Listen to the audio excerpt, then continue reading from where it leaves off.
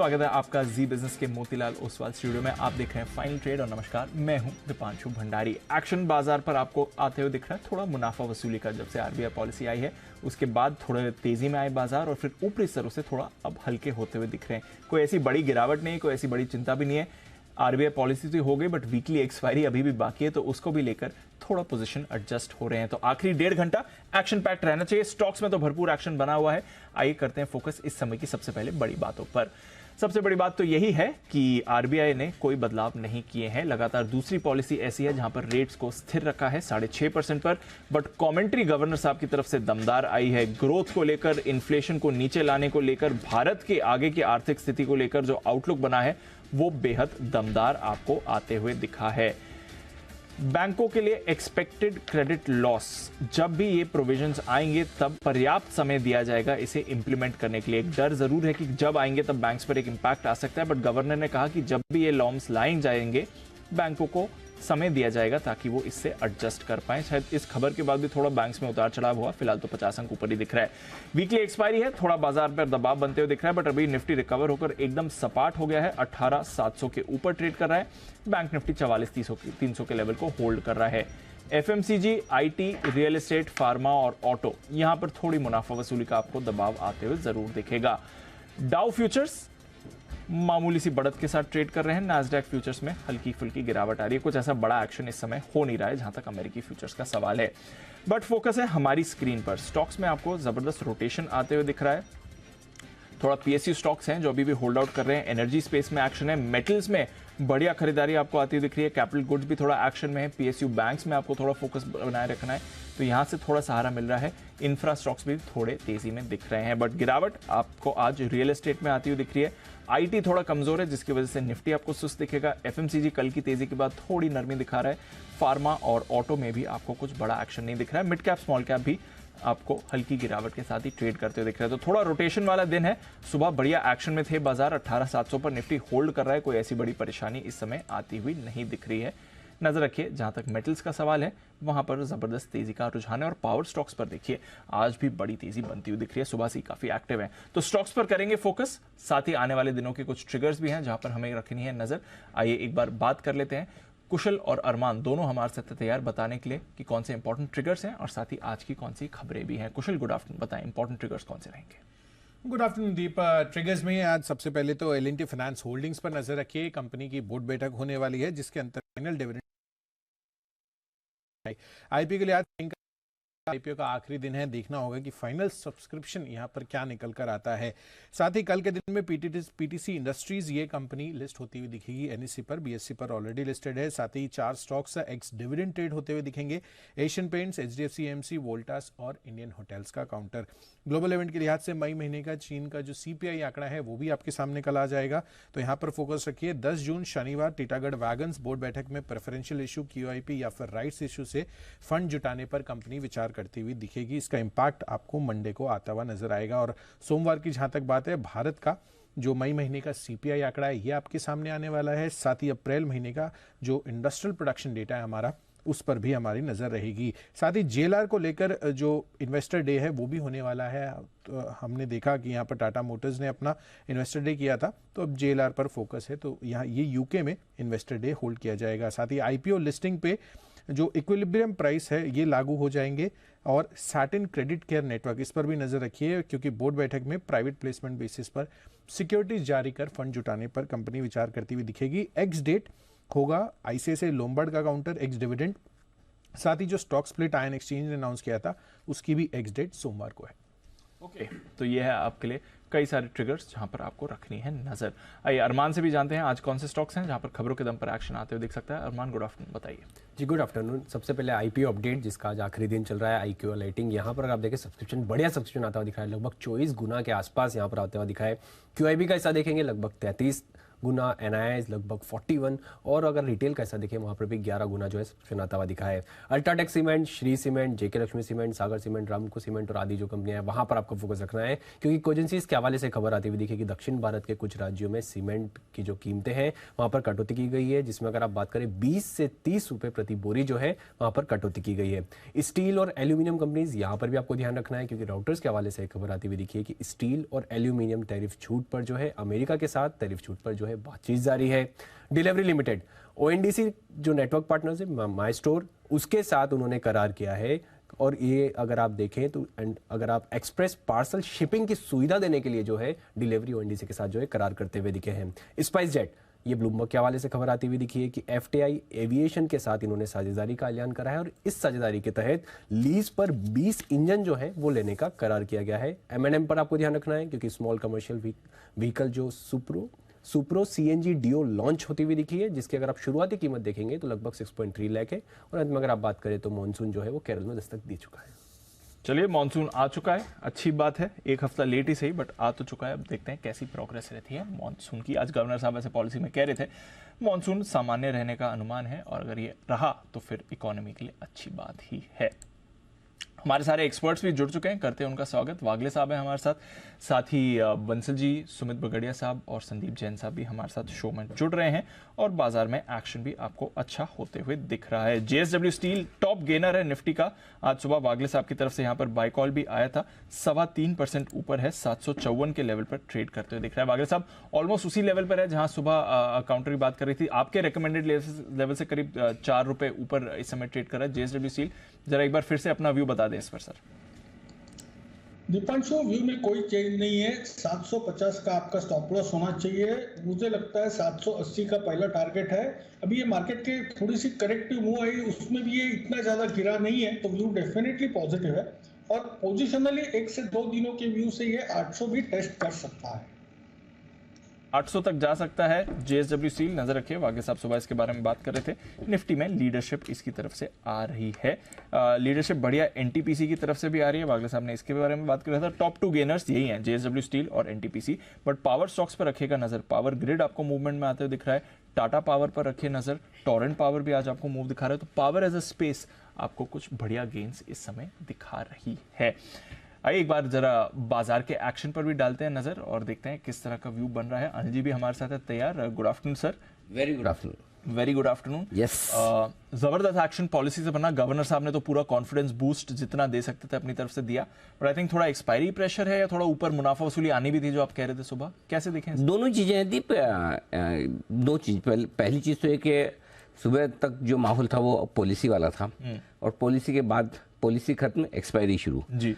अब आज सुबह हम एक ही चीज़ बात कर रहे थे कि ऊपर के लेवल पे थोड़ा सा अटकना इसलिए बनता है कि निफ्टी में आपने देखा put call ratio 1.38 higher side पे था, तो निफ्टी थोड़ा सा ओवरबोट था, पुट राइटिंग काफ़ी होकर रखे थे, तो वो हल्का हो गया। और आप वैसे भी देखें तो बैंक निफ्टी के मुकाबले में कम कमजोर रहा आज। अगर आप दोनों का चार्ट एक साथ लेकर आए तो आप समझ जाएंगे क्योंकि बैंक निफ्टी का पुट कॉल रेशियो ऑलरेडी 0.1 के नीचे चल रहा था, सो बैंक निफ्टी ओवरबोट था नहीं कल भी, इसलिए आज घटा भी कम। निफ्टी ओवरबोट था, हल्का हो गया।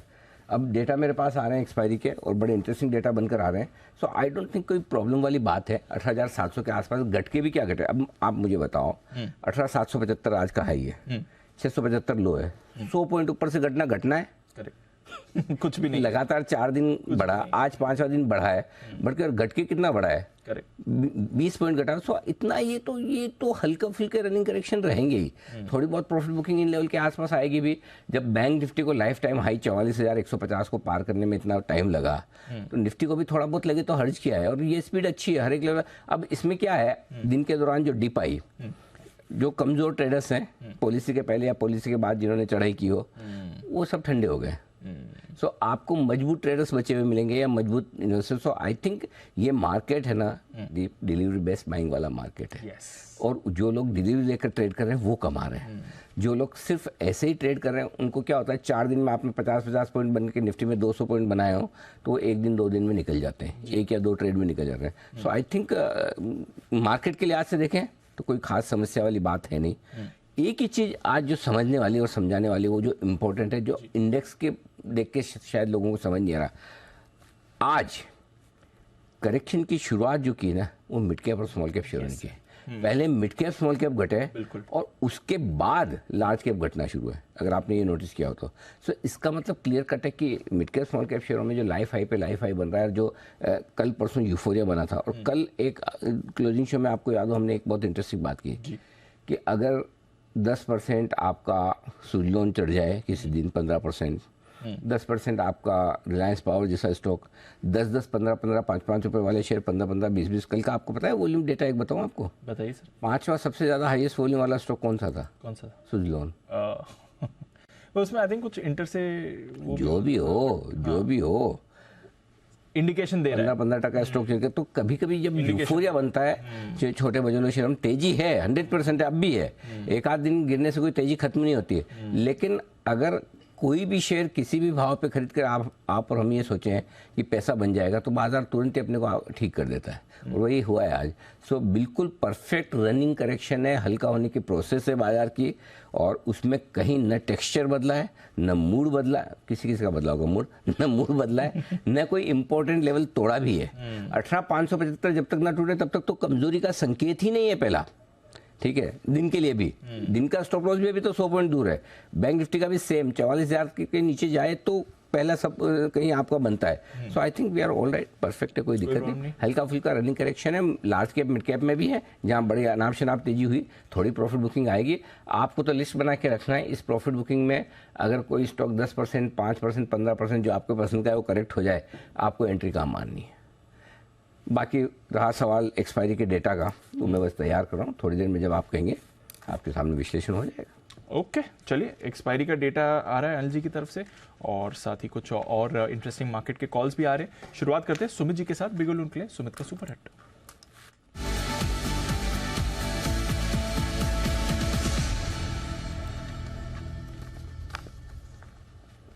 गुड आफ्टरनून सुमित जी, बताएं सर।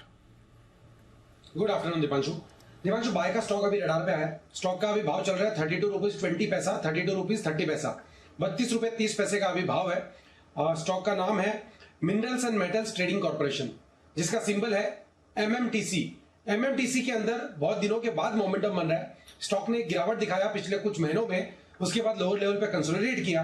कंसोलिडेशन के बाद अब रिसेंट लास्ट 2-3 दिनों के अंदर स्टॉक में लोअर लेवल से एक अच्छा मूव देखने को मिल रहा है, और आज भी एक स्ट्रॉन्ग कैंडल फॉर्म हो रही है। MMTC के अंदर यहां से 10 से 15% का जंप ऊपर की तरफ देखने को मिल सकता है। जिन्होंने पोजीशंस बनाए वो लोग अभी होल्ड करें, फ्रेश खरीदारी करें। स्टॉक का जो नीचे में चार्ट्स के ऊपर सपोर्ट दिखाई दे रहा है, जो नीचे में सपोर्ट दिखाई दे रहा है वो करीब करीब 31 रुपए 30 रुपए 50 पैसे के पास है। तो 30.5 रुपए का 30 रुपए 50 पैसे का नीचे में स्टॉप लॉस लगाना है, MMTC में खरीदारी करना है, और ऊपर में जो पहला टारगेट बन सकता है वो 35 रुपए का है। 35 रुपए का लेवल निकलने के बाद 37 रुपए तक का मूव ऊपर में देखने को मिलेगा। 30 रुपए 50 पैसे के स्टॉप लॉस से खरीदारी करें 35 और 37 के टारगेट्स लिए। 35-37 दो टारगेट ऊपर के MMTC, और पिछले कुछ मिनटों में बड़ी तेज उछाल दिखाता हुआ दिखाया ये स्टॉक, तो जबरदस्त एक्शन में आ रहा है, और दीप अब वही हो रहा है, छोटी छोटी प्राइस के स्टॉक बड़े बड़े एक्शन में आते हुए दिख रहे हैं।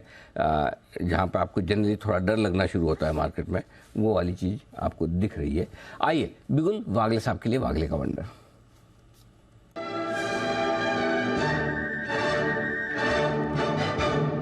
सर बताइएगा। गुड आफ्टरनून अनिल जी। डिक्सन टेक्नोलॉजीज को बाय करना है। डिक्सन टेक्नोलॉजीज ने एक मल्टीपल टॉप्स को निकाला है, अभी 4,050-55 का भाव है।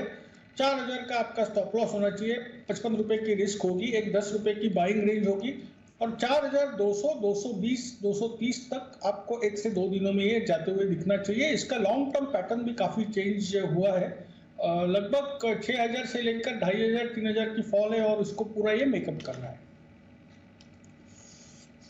एक बार स्टॉप लॉस बता देंगे। 4,000 राउंड फिगर 4,000 ओके, 4,000 के नीचे। ओके, तो चलिए 4,000 के नीचे ये है आपके लिए वागले साहब की तरफ से डिक्सन टेक। स्टॉक में भी अच्छा मूव आपको आते हुए दिख रहा है। कुछ कुछ स्टॉक्स हैं, रोटेशन पर रखिए नजर, बाजार भी मूव करने की आपको कोशिश कर रहे हैं इस समय और इंडिकेशन दे रहे हैं। मदरसन यहाँ पर भी थोड़ा अच्छा एक्शन आते हुए दिख रहा है। एक बार राय ले लूं बंसल जी से। Bansal ji good afternoon sir. Motherson का चार्ट देखिए, अभी थोड़ी देर पहले एक मूव आया और अच्छा मूव आया, 2% ऊपर डेज हाई पर ट्रेड कर रहा है सर।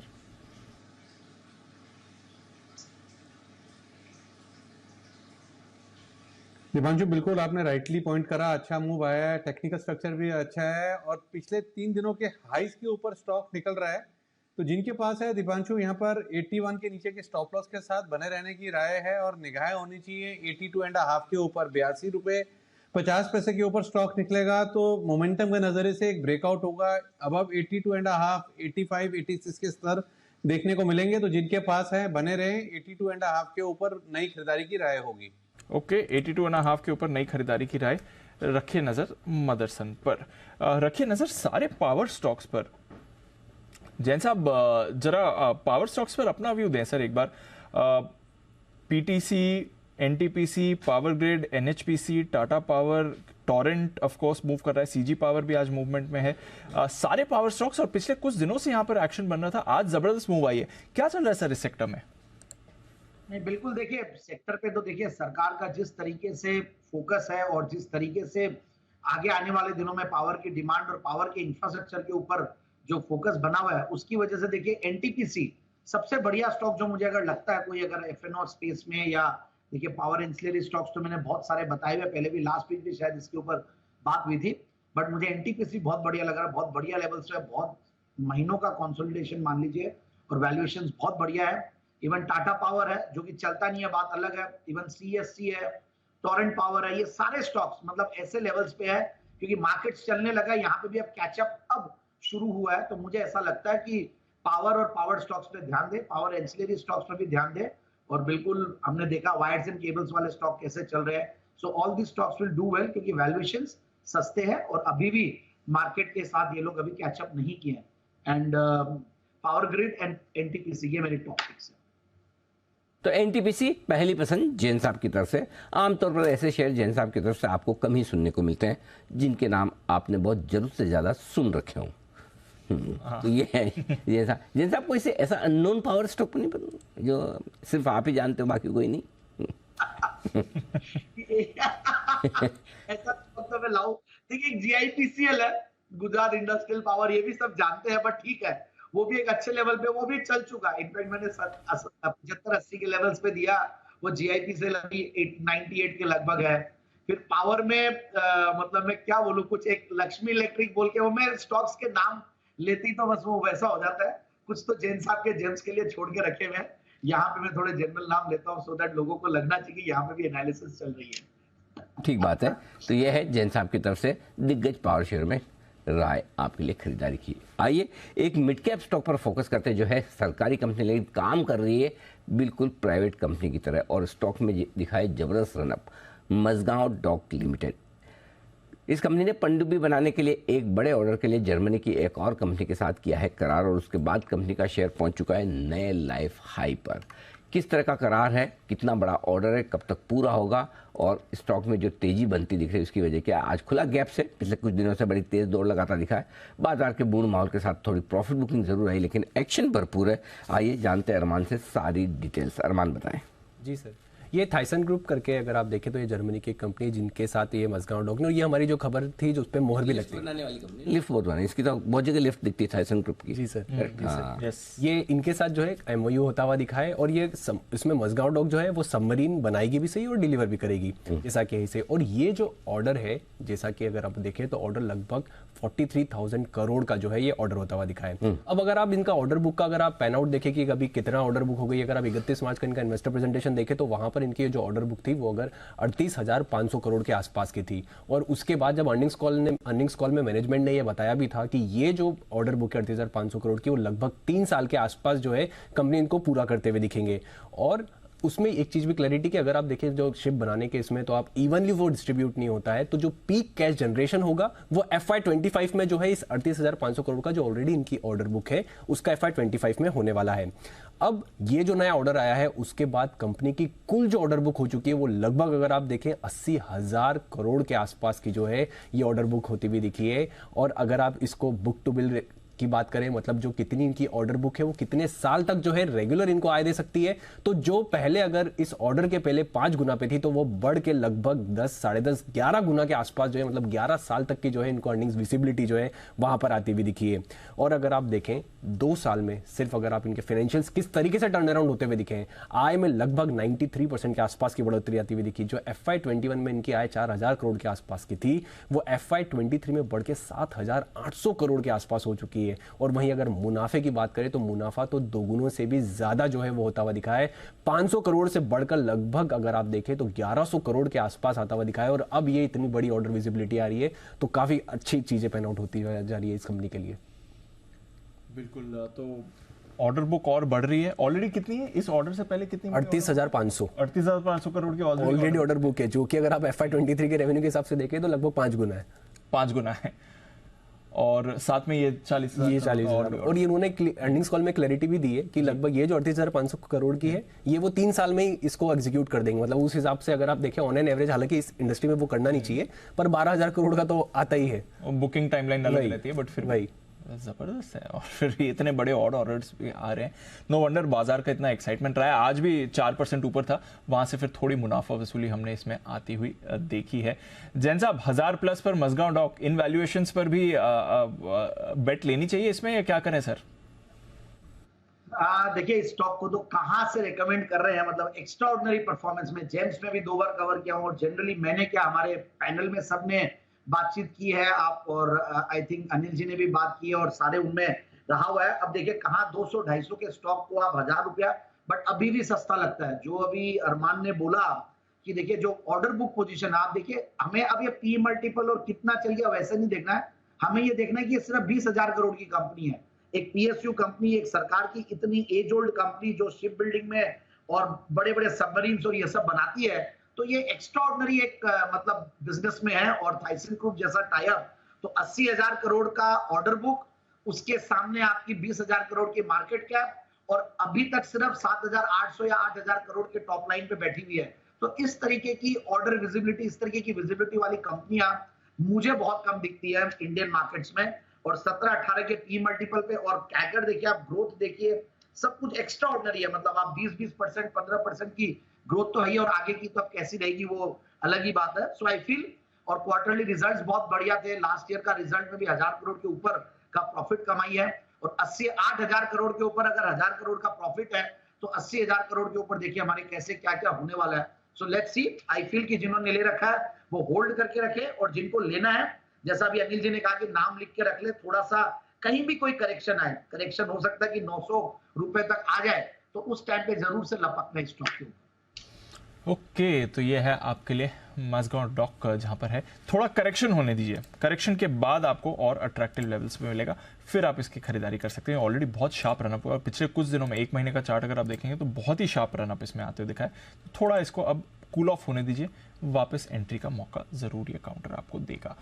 थोड़ा कूल ऑफ आज कुछ और स्टॉक्स भी हो रहे हैं अच्छी तेजी के बाद। आज कुछ काउंटर्स हैं जहां पर वीकनेस आई है। डेल्टा कॉप, एक बार कुणाल जी से इसके चार्ट पर राय ली जाए। कुणाल जी, गुड आफ्टरनून सर। एक बार जरा डेल्टा कॉप देखें, आज थोड़ी मुनाफा वसूली है, 2 दिन से थोड़ा सुस्त भी बना हुआ है, 1-1.5% का करेक्शन है, वापस री एंट्री का लेवल है या फिर थोड़ा और गिर सकता है, ये क्या राय देंगे सर?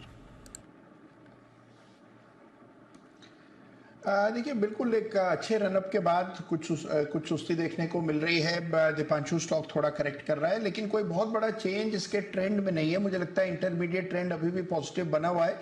एक जरूर कुछ सेलिंग का प्रेशर, कुछ कंजेशन हमें 245 के आसपास नजर आता है। 245 पार होगा तो फिर स्टॉक में और ऊपर के लेवल्स देखने को मिलेंगे। ट्रेंड बहुत सिक्योर है, और मुझे लगता है जिनके पास पोजीशन है बिल्कुल बने रहें, और नीचे के लेवल्स पर जरूर खरीदारी के मौके तलाश सकते हैं। अगर स्टॉक 230 के आसपास मिलता है, 227 के आसपास आ जाता है, तो उन स्तरों पर एंट्री के ऑप्टिमम लेवल्स होंगे।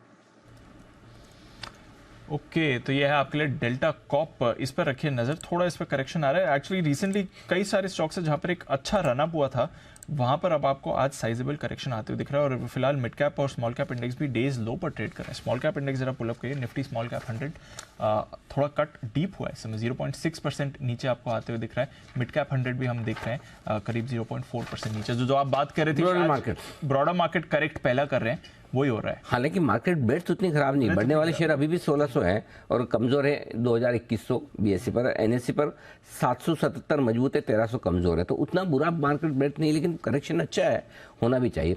लेकिन ये करेक्शन की शुरुआत हुई है आरबीआई गवर्नर साहब की तरफ से क्रेडिट पॉलिसी आने के बाद, बाजार थोड़े मजबूत हुए और वहाँ से सप्लाई शुरू होती दिखी। हालांकि पॉलिसी जैसे आप चाहते थे उससे कहीं बेहतर आती दिखी और कमेंट्री बहुत ही ज़बरदस्त।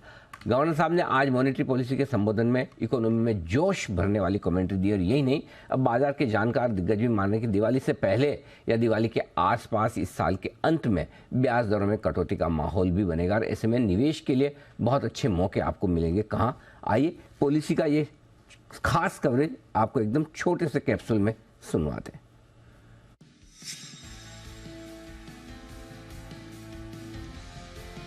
Real GDP growth in 2022-23, on the other hand, turned out to be stronger than anticipated and is holding up well.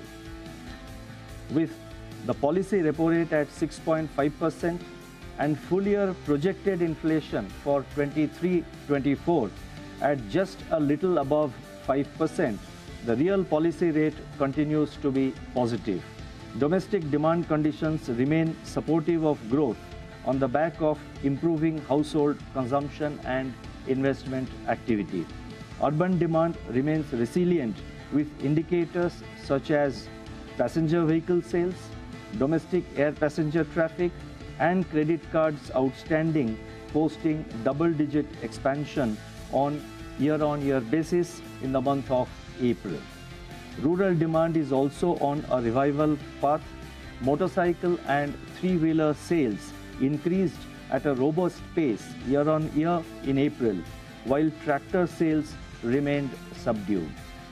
Growth in steel consumption and cement output and production and imports of capital goods suggest continued buoyancy in investment activity.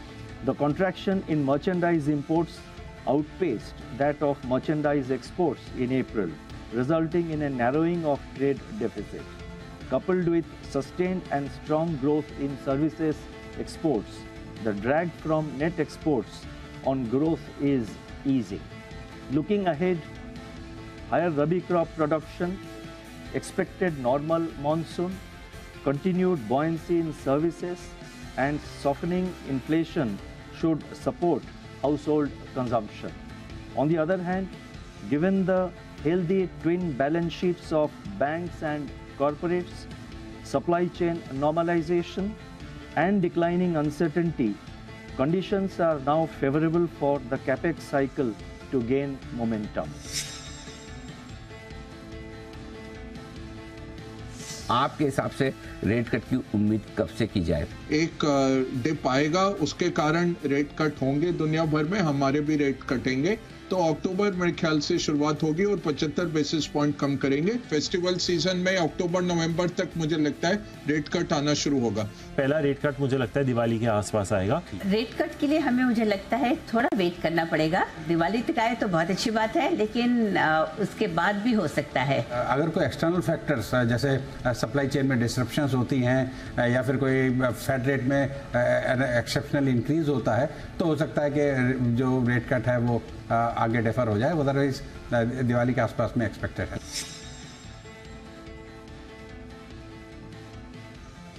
FMCG, auto, banks और क्योंकि उन्होंने capex की बात की, cement यहाँ से and of the year तक बहुत अच्छे रिटर्न्स देंगे। तो ये था आरबीआई की पॉलिसी के बाद का पूरा कवरेज, जहां पर हमारे एक्सपर्ट्स ने बताया आपको कहां मौके बनेंगे और गवर्नर साहब ने बहुत ही मजबूती के साथ अपनी पॉलिसी रखी और इकोनॉमी का आउटलुक दिया। हालांकि ये अलग बात है कि उसके बाद थोड़ी प्रॉफिट बुकिंग ऊपरी स्तरों से आती दिखी, जो कि ठीक भी है। हर एक लेवल पर कभी न कभी आपको प्रॉफिट बुकिंग तो आती दिखेगी ही। सेठी साहब भी हमारे साथ कार्यक्रम में होने के लिए तैयार और मेरी भी 2:30 बजे की स्ट्रेटेजी तैयार है। और सेठी साहब को थोड़ा समय, तो मैं 2:28 पर अगर दीप आपकी इजाज़त हो आई कैन स्टार्ट। बिल्कुल तैयार है सर, बिल्कुल तैयार। और वीकली एक्सपायरी का दिन है तो थोड़ा पहले कर लेते हैं। डन। आइए स्ट्रैटेजी अनिल जी की।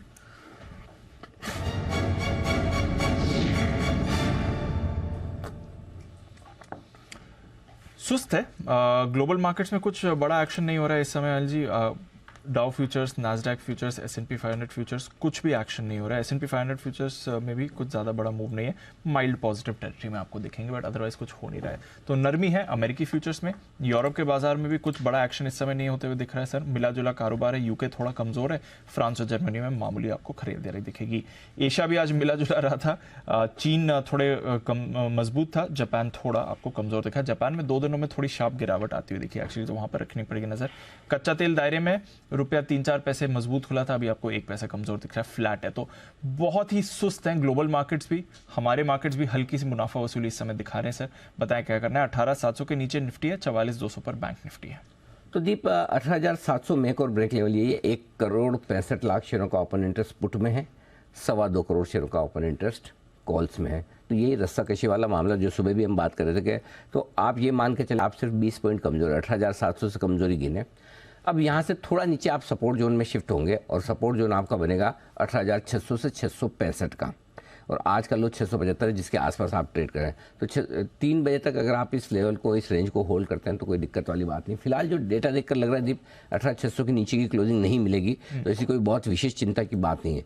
लेकिन मुझे क्या चाहिए वो ये कि 18,665 के ऊपर की क्लोजिंग चाहिए।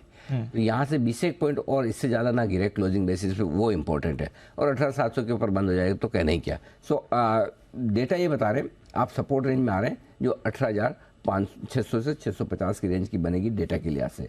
ऊपर में 700-750 आपके लिए रुकावट का लेवल है। 18,700 पर 2.25 करोड़ शेयर हैं, 750 पे भी 2 करोड़ 35-40 लाख शेयर हैं, 800 पे 2.5 करोड़ शेयर। मतलब मैंने सोचा नहीं था कि एक स्ट्राइक प्राइस वीकली वाली में 2.5 करोड़ शेयर ऑप्शन में खड़े। और दीप ये हिसाब से ऐसा लग रहा है कि बहुत दिन ज़्यादा दूर नहीं। और मेरी जो ये लाइन है इसको आप बोल्ड लेटर में, कैपिटल लेटर में अंडरलाइन करके इन्वर्टेड कोमास में मार्क कर लें। बताएं सर। एक स्ट्राइक प्राइस पर 10-10 करोड़ ऑप्शन की पोजीशन खड़ी मिलेगी। 10 करोड़ शेयरों की, इतना इंटरेस्ट? हाँ, ये और ये ज़्यादा दूर नहीं है, 3 महीने 6 महीने से ज़्यादा नहीं लगेगा। जिस तरह से ऑप्शन मार्केट में जो स्पेकुलेटिव एक्टिविटी बढ़ रही है, जोर से बढ़ रही है, और सबको ऑप्शन में ट्रेड कर रहे हैं, साफ दिख रहा है। वीकली एक्सपायरी है, मंथली भी नहीं। एग्जैक्टली। एक ज़माना था मंथली एक्सपायरी में 25 लाख शेयरों की पोजीशन बनती थी ऑप्शन में, तो मैं कहता था अरे ये क्या हो गया 25 लाख शेयर। अब ये वीकली एक्सपायरी के 2.5 करोड़ एक स्ट्राइक प्राइस में नहीं, 3 स्ट्राइक प्राइस पर 2.5 करोड़ शेयर है। 3 पर सोचो, और 1 करोड़ शेयरों को तुम्हें गिन ही नहीं रहा। सो इतनी पोजीशन बनने लगी, और है क्या है, सबको 5, 15, 25 पॉइंट ऊपर नीचे खेलना है। करेक्ट, सिंगल्स लेके निकल जाएंगे, वही हो रहा है। चाहे उसके लिए आप मशीन ट्रेड को जिम्मेदार कर लें कि भाई मशीन ट्रेड के हिसाब से वॉल्यूम बहुत हो जाते हैं, चाहे आप कम मार्जिन में ट्रेड करके अपनी ट्रेडिंग की भूख मिटाने की बात हो, या फिर कम पैसा लगाकर ज़्यादा पैसा कमाने की इच्छा हो, ये सब के चलते भयंकर वॉल्यूम ऑप्शंस में हो रहे हैं। और ये आप लिख के रखिए, मैं बता रहा हूँ फिर से एक बार आपको, ज़्यादा दूर नहीं है ये दिन। 10-10 करोड़ शेयर दिखेंगे एक स्ट्राइक प्राइस पे। आप सोचिए हो क्या रहा है, हो ही रहा है। और ये कब होगा वो भी बता देता हूँ। जैसे एक दिन फिर निफ्टी, एक दिन निफ्टी, एक दिन बैंक निफ्टी, फिर देखो कितना मार्जिन रिलीज होता है हर एक के लिए, है ना। मार्जिन किसको चाहिए? कॉल राइटर को चाहिए ना, पुट या कॉल राइटर को। बायर को तो कोई तो अल्टीमेटली अगर राइटर के पास पैसा है तो फिर वॉल्यूम बढ़ ही जाएगा ना। बायर के पास तो पैसा लिमिटेड चाहिए, तो इतना तो हमेशा होता ही है। करेक्ट। सो बायर की तो कमी नहीं है, करेक्ट। राइटर को मार्जिन पूरा चाहिए। सो जैसे अगर ये वीकली मंथली एक्सपायरी अलग अलग दिन होने लगी, राइटर के लिए मार्जिन फ्री हो गया, देखो फिर वॉल्यूम आप मिड जुलाई में हम मुलाकात करेंगे देखिएगा। एनीवे, चलिए अलग टॉपिक है। तो फिलहाल निफ्टी पर हल्का सा दबाव 18,700 के नीचे, 600 स्ट्रॉन्ग सपोर्ट जो है, ऊपर में 18,750 के ऊपर निकल कर टिकना होगा मुश्किल। बैंक निफ्टी जहां आप हैं 44,200, यही मेक और ब्रेक लेवल है, यहीं पर हाईएस्ट ओपन इंटरेस्ट पुट में है, और ऊपर में 44,300 पर बैंक निफ्टी में दीप सुनिएगा इधर भी, जैसे आपको निफ्टी में देख के मजा आ रहा है। Bank Nifty 44,300 call 1 crore 8 lakh share, 44,400 1 crore 11 lakh share, 44,500 1 crore 12 lakh share. क्या वॉल्यूम है, खतरनाक। तो कॉल राइटिंग दबाकर हुई है लेवल है। सो आपको 3 बजे तक 44,200 के नीचे ट्रेड नहीं करना है। अगर 44,200 के नीचे ट्रेड करते हो थोड़ी सी रिस्क खुल जाती है नीचे के 100-125 पॉइंट और नीचे जा सकते हैं। ऊपर तो जाने नहीं देंगे ऊपर मुझे लगता नहीं, कॉल रेटिंग 44,300 से 44,500 बहुत दबाकर कॉल रेटिंग है, तो ऊपर की तरफ सप्लाई तो आएगी। सेम हाल 700-750 में बैंक निफ्टी का है, 18,700-750 में सप्लाई आ जाएगी और निफ्टी में 44,300 44,400 में सप्लाई आ जाएगी। तो ऊपर की तो आपको अपसाइड पता है, नीचे की तरफ निफ्टी में आपके लिए सपोर्ट 18,600-650 है, बैंक निफ्टी में 44,000-44,075 के आसपास है। बस ये लेवल। ओके, तो ये है आपके लिए समय की स्ट्रैटेजी। ऊपर की सोचा नहीं था इतने वॉल्यूम डिस्कस करना पड़ेगा, सीरियसली। कहाँ है, देखिए हमारे सारे मेहमान जरा एक बार दिखाइए, किसने सोचा था कि 2-2 करोड़ शेयरों का ओपन इंटरेस्ट ऑप्शंस में एक स्ट्राइक प्राइस पर देखने को मिलेगा। जैन साहब, ब्रोकर लोगों की तो 5 उंगलियां घी में और सर कढ़ाई में, मजे आप लोगों के 2-2 करोड़ शेयरों के वॉल्यूम्स। अनिल जी, हमें तो बोलते ना दूध फट के छाछ का वो भी नहीं मिल रहा आजकल जो अलग टाइप के जो ब्रोकर्स है, जो डिस्काउंट ब्रोकर्स है और जो मतलब बहुत ही जो ट्रेडिशनल ब्रोकर्स, हम लोग क्या, हम ट्रेडिशनल भी नहीं रहे, बीच वाले भी नहीं रहे, समझ में नहीं आ रहा कौन से कैटेगरी में आते हैं। तो इस पूरी चीज की जो मलाई है वो जो बड़े डिस्काउंट ब्रोकर्स और जो ये फिनटेक ब्रोकर्स है उन्होंने खाया है। अब उसका तो हम कुछ कर नहीं सकते। क्या होता है आजकल अनिल जी, हम सेमिनार भी करते हैं ना, तो फायदा उन ब्रोकर्स को मिलता है, कुछ भी करते हैं, क्योंकि सबसे पहले उनकी ऑनलाइन प्रेजेंस इतनी हाई रहती है कि उनके यहाँ पे अकाउंट खुलता है। कई बार हुआ ऐसा, मैं सेमिनार अपने फ्रेंड्स के बीच में कर रहा हूँ, मगर अकाउंट खुले तो 2-4-5 हमारे यहाँ नहीं खुलता है। तो आजकल अलग तरीके का हो गया। बट यस अनिल जी, इसका फायदा मिल रहा है और आजकल एल्गो वगैरह सब चलने लगे और 4 जोक सपाट, ये जो 4 दिन अगर अलग अलग वो होती है और फिर सेंसेक्स भी अगर आ जाए तो देखिए माहौल तो बन रहा है। और रीजन ये भी है, कैश मार्केट में देखिए खर्चे बहुत है, फ्यूचर्स में खर्चे बहुत है, ऑप्शंस में थोड़ा खर्चे कम है, तो ये भी एक रीजन है कि इसीलिए लोग करते हैं। और बाकी जो 2 सालों में अपने चैनल के माध्यम से और लोगों ने जो ऑप्शंस को भी सीखा और स्प्रेड स्ट्रेटजीज और ये सब लगाने लगे, टिपिकली जो खाली ऑप्शन बाइंग वाला काम है वो नहीं हो गया, ऑप्शन राइटिंग वगैरह सीखा लोगों ने, उस सब का बहुत फायदा हुआ है। और लोग इस बार सीख समझकर सूझबूझ के साथ आ रहे हैं। जरूर से जो कुछ लोग टिप्स के ऊपर करते थे उनकी मुहिम भी अब हमारे चैनल ने चलाई और अच्छा खासा उनके ऊपर भी रोक लगी है। सो ओवरऑल मैं यही कहूंगा, आप लोग जो भी करें, ऑप्शंस बहुत रिस्की है, बट साथ साथ आप अपनी स्टडी, अपनी रिसर्च और अपना एडुकेशन के ऊपर पहले ध्यान दीजिए और बाद में काम कीजिए। और ये बढ़ते जाए, कोई दिक्कत नहीं, खेलो इंडिया खेलो हो रहा है, बट साथ में एडुकेशन भी जबरदस्त हो रही है और लोग पहले जैसे काम नहीं करते अनिल जी, ऐसा मेरा मानना है। तो बात यही है कि वॉल्यूम्स तो बढ़ रहे हैं, लेकिन वही वाली बात है कि मार्जिन कम हो रहे हैं। एक ज़माना था वॉल्यूम कम होते थे, ब्रोकरेज ज़्यादा होती थी, आज का वॉल्यूम हो गया, अनाप शनाप ब्रोकरेज होगी। मतलब एक ज़माने में जैन साहब के घी दूध की नदियाँ बहती थी, है ना, फिर मलाई मक्खन आया, फिर दूध आया, दूध दही आया, दूध दही के बाद छाछ, अब छाछ का बचा हुआ खाली सफ़ेद कलर का पानी है जिसमें कुछ बचा नहीं, नाम का रह गया बस। क्यों जैन साहब? नहीं, ऐसा तो नहीं अनिल जी, ठीक है, भगवान की दया से ठीक ही चल रहा है। आपने पूरी बात को पकड़ ना ऐसा बोलते, हाँ ऐसा बोलते रहना चाहिए, ठीक रहता है, भले ही देख के लगे ना लगे, लेकिन बोलते रहना चाहिए। जीवन सिंह जी। देखिए अनिल जी, आपने बिल्कुल ठीक बोला। जैन साहब आपने ब्रोकर की बात करी, बट अनिल जी मैं पूरी एग्री करता हूँ। अनिल जी, जैन साहब की दोनों एक हाथ की 5 उंगलियां 10 उंगलियां घी में और सर कढ़ाई में है। हाँ। अनिल जी, कल तो नई वाली शर्ट पहन के आए थे, पिछले 5-6 सालों में वो कमी थी। देखिए अनिल जी, ये तो उन्होंने ऐसा बोला जैसे किसी ने जागीर मांग ली। अनिल जी, इतना एक्सप्लेनेशन दे दिया जैसे गिफ्ट मांग लिया हो किसी ने, एक कॉम्प्लीमेंट ही दिया है आपने तो अनिल जी। और जैन साहब ऐसे घबराए जैसे कुछ गिफ्ट मांग लिया हो। अनिल जी, चेहरे का नूर बढ़ता जा रहा है, बदल बदल के कपड़े पहनते हैं, चमक रहे हैं जैन साहब। बिल्कुल ऐसा नहीं है किसी ने कुछ मांगा नहीं है। अरे जैन साहब अच्छे लोगों की कंपनी में रहते हैं, जैन साहब के बढ़िया बढ़िया दोस्त गिफ्ट देते हैं। सबके दोस्त आपके मेरे जैसे नहीं होते, अच्छे दोस्त भी होते हैं। आइए बढ़ते आगे, करते शुरुआत सेठी साहब से मुलाकात, सदाबहार सेठी साहब की short term pics.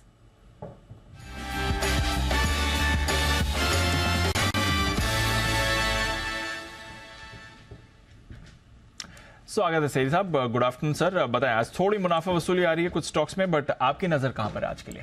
Good afternoon Deepanshu, good afternoon Anil ji. नहीं, रोज की तरह ही 2 स्टॉक है कैश मार्केट के जिनमें खरीदारी करने की सलाह रही है। चलिए बताएं सर, पहला स्टॉक आज का।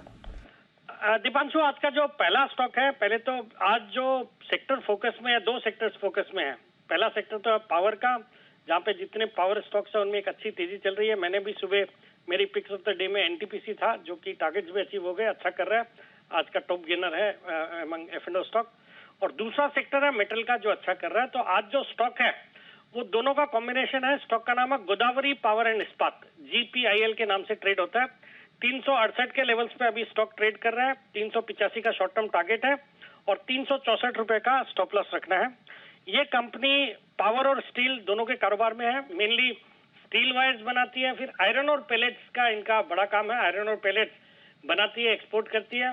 फुल्ली इंटीग्रेटेड कंपनी है जिसके पास कैप्टिव पावर है, कैप्टिव आयरन और माइंस है। इनकी 2 माइंस है, एक है आरी डोंगरी और एक है बोरिया टिबू।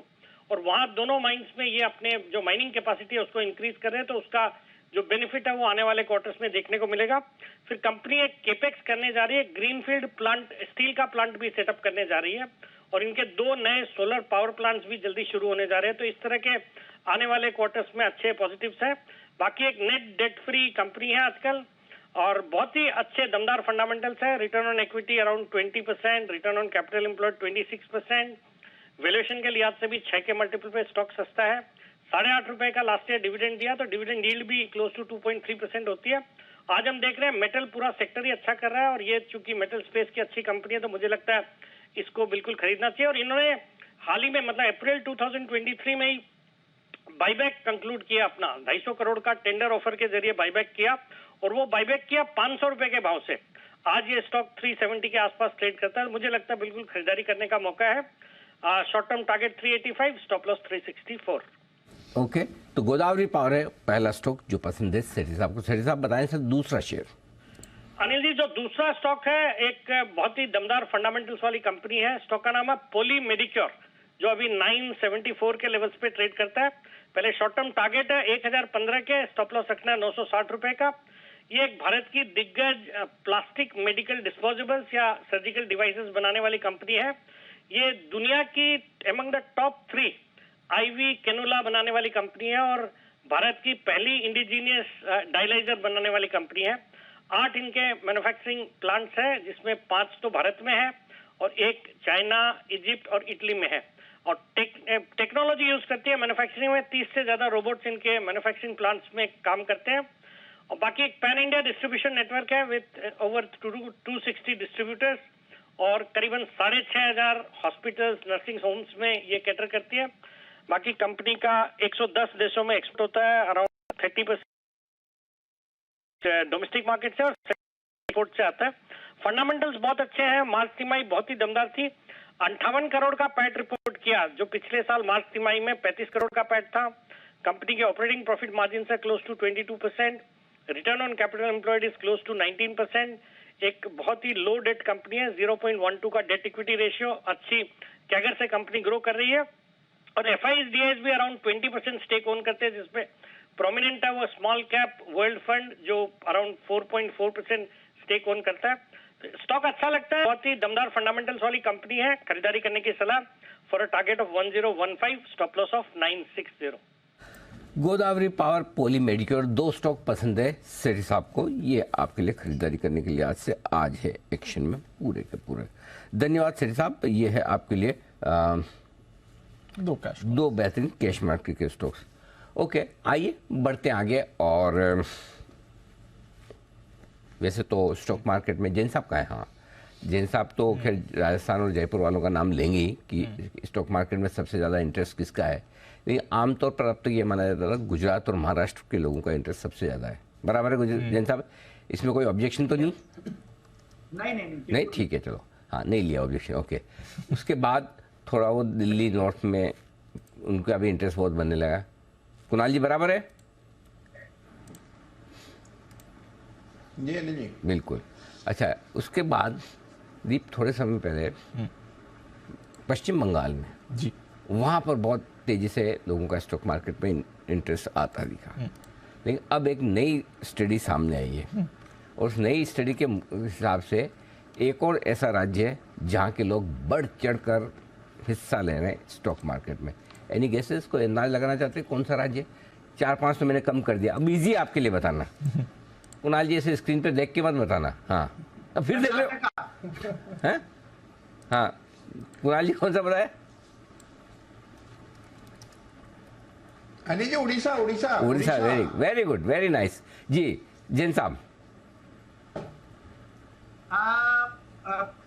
उड़ीसा एक हो सकता है, बट बाकी मुझे तमिलनाडु और कर्नाटक आगे। वेरी गुड, तमिलनाडु 2-3 और बोल दो, सारी हो जाएंगे कवर। हाँ जी हाँ बंसल जी।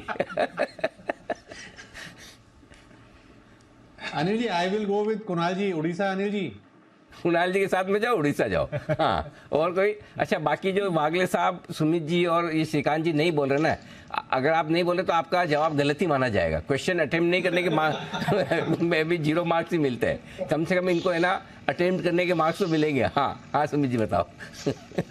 अनिल जी मेरा उत्तर है उत्तर प्रदेश। देखने के बाद तो कोई भी बता देगा, इतनी देर से कब से घूर घूर के देख रहे हो स्क्रीन पे। हाँ, तो चलिए, उत्तर प्रदेश के निवेशक ऐसे हैं जो अब मार्केट में बड़ा इंटरेस्ट दिखा रहे हैं। ये प्रॉब्लम है इन लोगों की, कुणाल जी, राकेश जी की विशेष तौर से। सबसे पहले पूरे गांव में घूम रहे हैं और वो कह रहे हैं बगल में बच्चा है। भाई साहब, नोएडा उत्तर प्रदेश में ही आता है ना, कि बाहर तो नहीं है। कुणाल जी तो वहीं रहते हैं। हाँ कुणाल जी, जी आपका इतना जो आपके व्यक्तित्व का जी, मेरा उत्तर प्रदेश। हाँ, आपका जो इतना घना व्यक्तित्व का बरगद पेड़ है, इसके नीचे ऐसे हजारों छोटे छोटे इन्वेस्टर पल रहे हैं, बड़े बड़े हो रहे हैं, आपको पता ही नहीं चल रहा है। तो उत्तर प्रदेश अब ये राज्य आया है बड़ा सुर्खियों में नए निवेशकों के लिहाज से। इसकी पूरी डिटेल्स लेकर आए हैं आशीष हमारे साथ, जो वो भी उत्तर प्रदेश से हैं। बिल्कुल सर, इसीलिए लेके आए हैं। जी आशीष बताइए, क्यों, मतलब किस तरह के डेटा निकल कर आए? सर ट्रेंड काफी इंटरेस्टिंग है, जैसे कि आपने शुरुआत में हाईलाइट करके बता दिया कि हमेशा से दबदबा जो है महाराष्ट्र का देखने को मिला है। साथ में दूसरे नंबर पर आता है गुजरात। लेकिन इस बार क्या हुआ कि अप्रैल महीने में जो एडिशन हुआ है नए इन्वेस्टर्स का, जो नए खाते खुले हैं, ये महाराष्ट्र से कंपैरेटिवली अगर आप देखें तो उत्तर प्रदेश में 7% अधिक खड़े हैं। लेकिन एक चीज आपको ये भी ध्यान रखनी होगी कि सर उत्तर प्रदेश की आबादी काफी ज्यादा है। इनफैक्ट जितनी महाराष्ट्र की है इससे दुगनी है, 13 करोड़ के आसपास की महाराष्ट्र की आबादी होगी। उत्तर प्रदेश की आबादी फिलहाल अगर आप देखें तो 24 करोड़ है, काफी ज्यादा आबादी है। और वहां से अगर आप देखें तो इन्वेस्टर्स का रुझान धीरे धीरे अब ट्रेडिशनल इन्वेस्टमेंट्स की एफडी के बजाय अगर आप देखें तो मार्केट के प्रति काफी ज्यादा बढ़ता जा रहा है। आप देखें तो यहाँ पर करीब करीब 1,26,000 नए निवेशक जुड़े हैं। हालांकि कंपेरेटिवली देखें तो महाराष्ट्र में भी काफी अच्छा एडिशन देखने को मिला था, 1,18,000 नए निवेशक जुड़े हैं। हालांकि सर एक और चीज ये भी है कि मंथ ऑन मंथ अगर देखें या साल दर साल देखें तो काफी ऊंचे बेस से जो जिस गति से अब नए निवेशक जुड़ रहे हैं इनकी संख्या काफी कम हो गई है। नवंबर 2020 के बाद देखें तो सबसे लोएस्ट इन्वेस्टर एडिशन यहाँ पर ओवरऑल आपको देखने को मिला। लेकिन खास बात यह है कि अब फिलहाल उत्तर प्रदेश में जिस प्रकार बड़े संख्या में निवेशक जुड़े हैं, ये दिखाता है कि मार्केट की रीच और पॉपुलैरिटी लगातार बढ़ती जा रही है।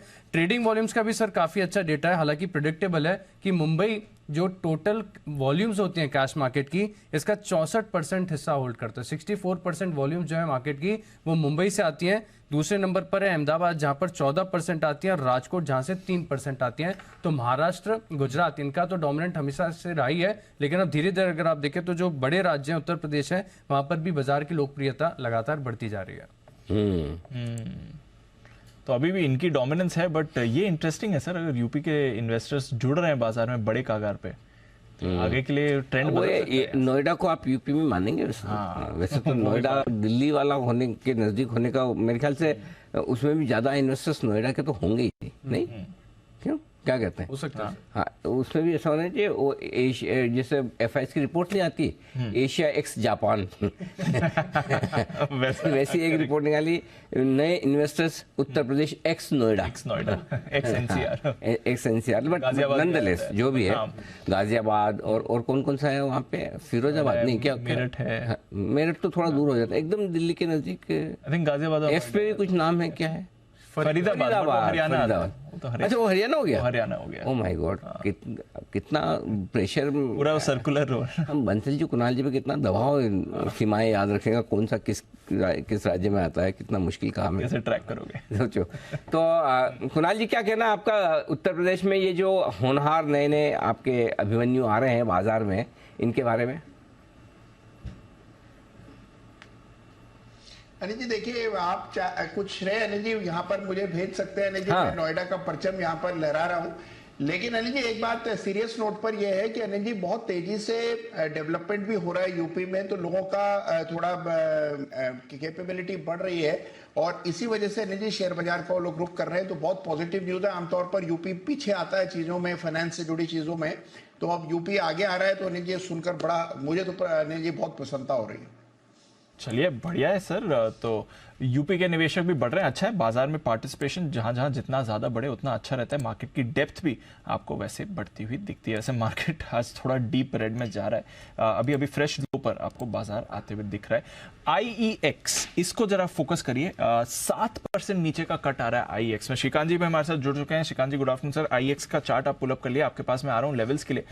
बट अभी अभी कुछ खबर IEX को लेकर आ रही है, हमारी टीम इस पर काम भी अभी कर रही है। बट रिपोर्ट अनुसार CERC ने मार्केट कपलिंग पर एक फैसला लिया है और उसकी वजह से पावर मिनिस्ट्री की तरफ से CERC को डायरेक्शन दिए गए हैं। मार्केट कपलिंग पहले ये कॉन्सेप्ट आ गया था, बट एसेंशियली जो स्पॉट प्राइसेस होते हैं वो अब बेटर डिटरमाइन किए जाएंगे। सिर्फ एक्सचेंजेस ही नहीं है जो इसे तय कर पाएंगे, ऐसे कुछ मैकेनिज्म निकल कर आ रहे हैं। इस पर और क्लैरिटी हमारी टीम आपके लिए लेकर आ रही है।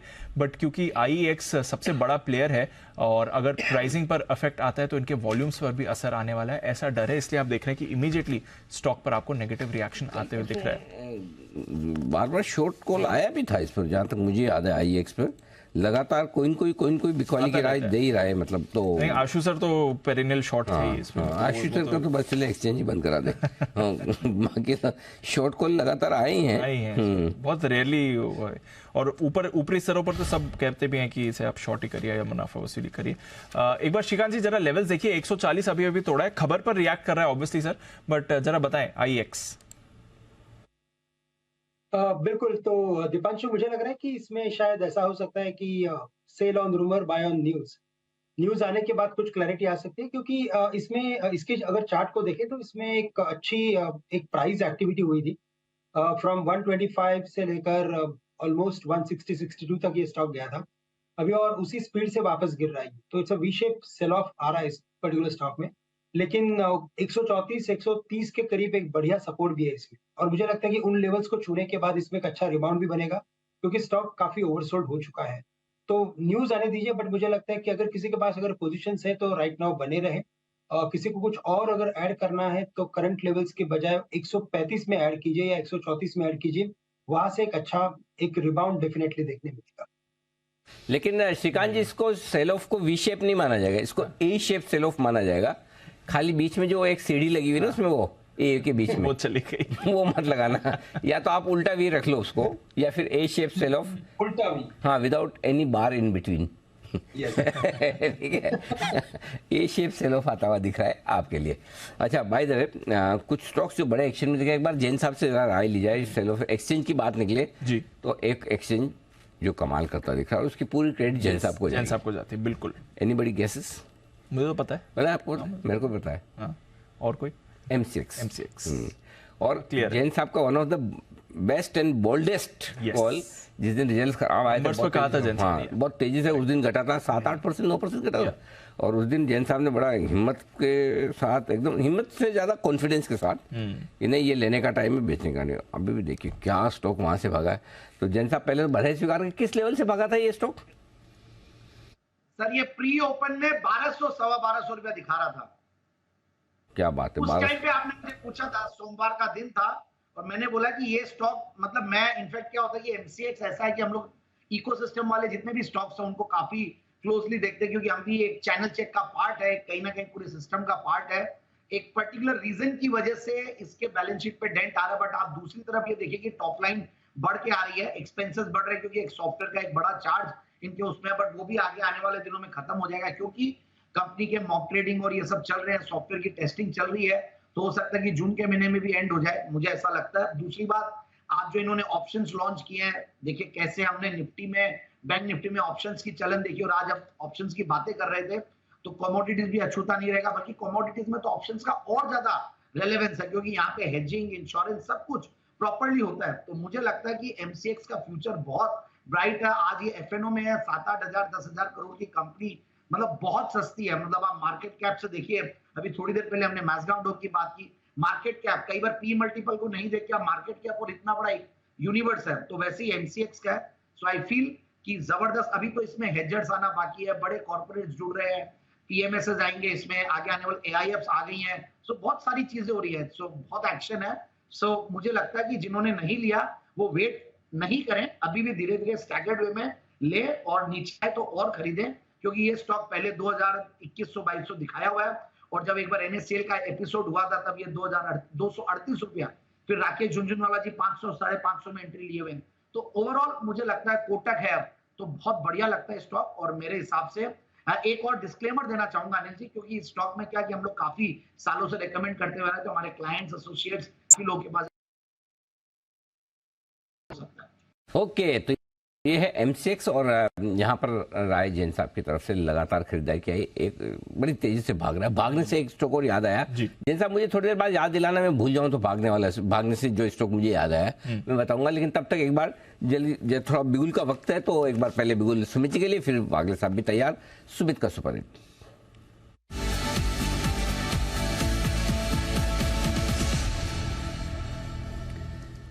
बताएं वागले साहब। ओ सॉरी, सुमित जी रुके, वागले साहब रुकना, पहले सुमित जी। जी जी अनिल जी, तो अनिल जी मेरे पास एक कॉल रहा है। आपको हंसना है तो थोड़ी देर आराम से, तब तक मैं वागले साहब से ले लूं। चांस चला जाएगा। जी बताइए। मेरे पास एक सेल कॉल रडार पे आया है। स्टॉक का अभी भाव चल रहा है 384, 385, 384, 385। स्टॉक का नाम है इंडियन होटल। इंडियन होटल के अंदर सेल करके काम करना चाहिए। इंडियन होटल के अंदर सेलिंग प्रेशर है, ऊपरी लेवल से दबाव देखने को मिल रहा है, पिछले 3-4 दिन के लोअर लेवल पे आ चुका है। मेरे को लग रहा है कि इंडियन होटल के अंदर यहां से सेलिंग प्रेशर बनेगा और 10 से 20 रुपए का फॉल प्रॉफिट बुकिंग के तौर पे देखने को मिल सकता है। 392, 394 ये स्टॉक का ऊपर में रेजिस्टेंस है। 394 का स्टॉप लॉस लगा के इंडियन होटल में बिकवाली करें। 375, 365 ये लेवल ट्रेडिंग के लिहाज से नीचे में देखने को मिल सकते हैं। ओके, 375, 365 के टारगेट के लिए यहां पर करनी बिकवाली। अब हम डेल्टा कॉप की बात कर रहे थे, इंडियन होटल्स में भी मुनाफा वसूली, तो जो रीसेंट लीडर्स थे ये मिड कैप रैली के, वहां पर अब आप थोड़ी मुनाफा वसूली का प्रेशर आते हुए देख रहे हैं। आइए वागले साहब से उनकी कॉल लेते हैं। बिगुल वागले का वंडर।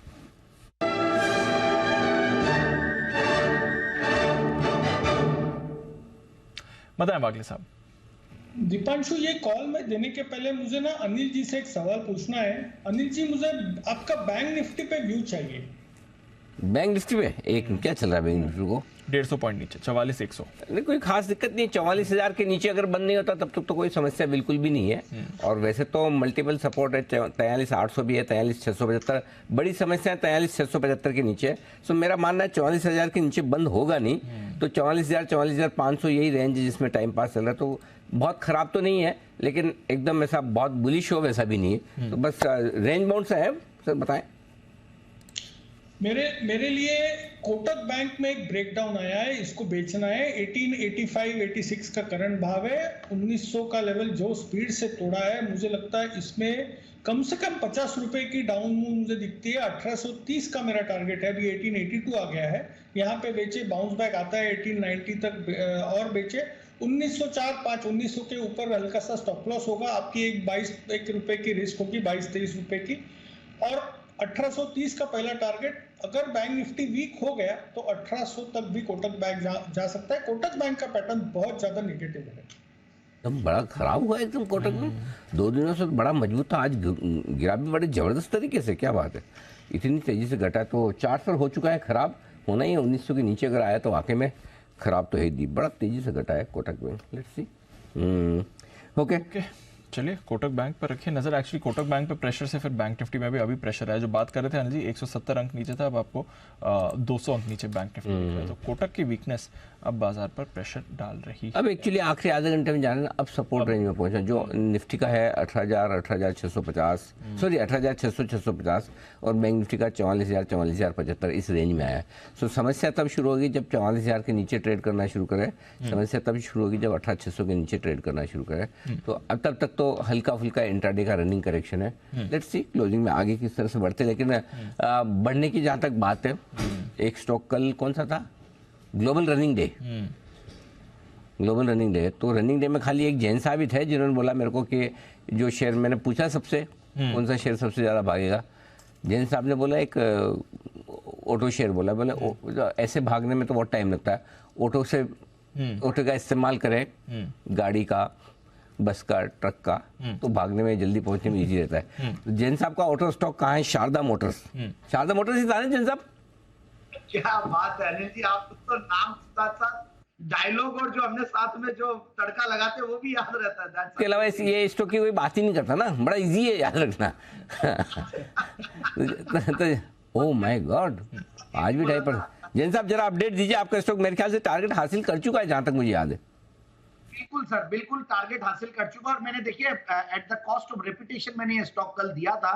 रीजन है कि इनकी जो साथ वाली जो ग्रुप कंपनीज है, दूसरे ब्रदर की कंपनीज जो है, एनडीआर ऑटो, भारत सीड्स, ये सब गजब का कर ही रहे थे। और शारदा मोटर्स को मैंने आपके बर्थडे पिक के तौर पे भी दिया था, और जिसमें मेरी टीम ने हमारी तरफ से थोड़ा सा टाइपो हो गया था कि 487 हमने रेट डाल दी थी और 850 का टारगेट, तो लोगों ने करेक्ट भी किया, और मैंने वीडियो भी बनाया था अनिल जी आपके लिए, उसमें भी ये स्टॉक दिया था। और अभी भी लगता है कि ये बहुत सस्ता है, अभी भी मुझे लगता है जिस तरीके का मैनेजमेंट और जिस तरीके का आउट परफॉर्मेंस इस स्टॉक ने दिखाया है, इस ग्रुप ने दिखाया है, मुझे लगता है कि आने वाले दिनों में भी ये स्टॉक और अच्छा करेगा, क्योंकि best ever quarterly results in fact दिया है, बेस्ट एवर एनुअल रिजल्ट्स मार्च में दिया, तो मुझे लगता है आने वाले दिन और भी बढ़िया होंगे। तो बिल्कुल इस स्टॉक को होल्ड करके रखिए। उन्होंने भी हमारे कहने पे जून की 2 तारीख को और रनिंग डे के दिन कल लिया है, तो बिल्कुल ये स्टॉक 950 हजार के लेवल्स भी दिखाएगा।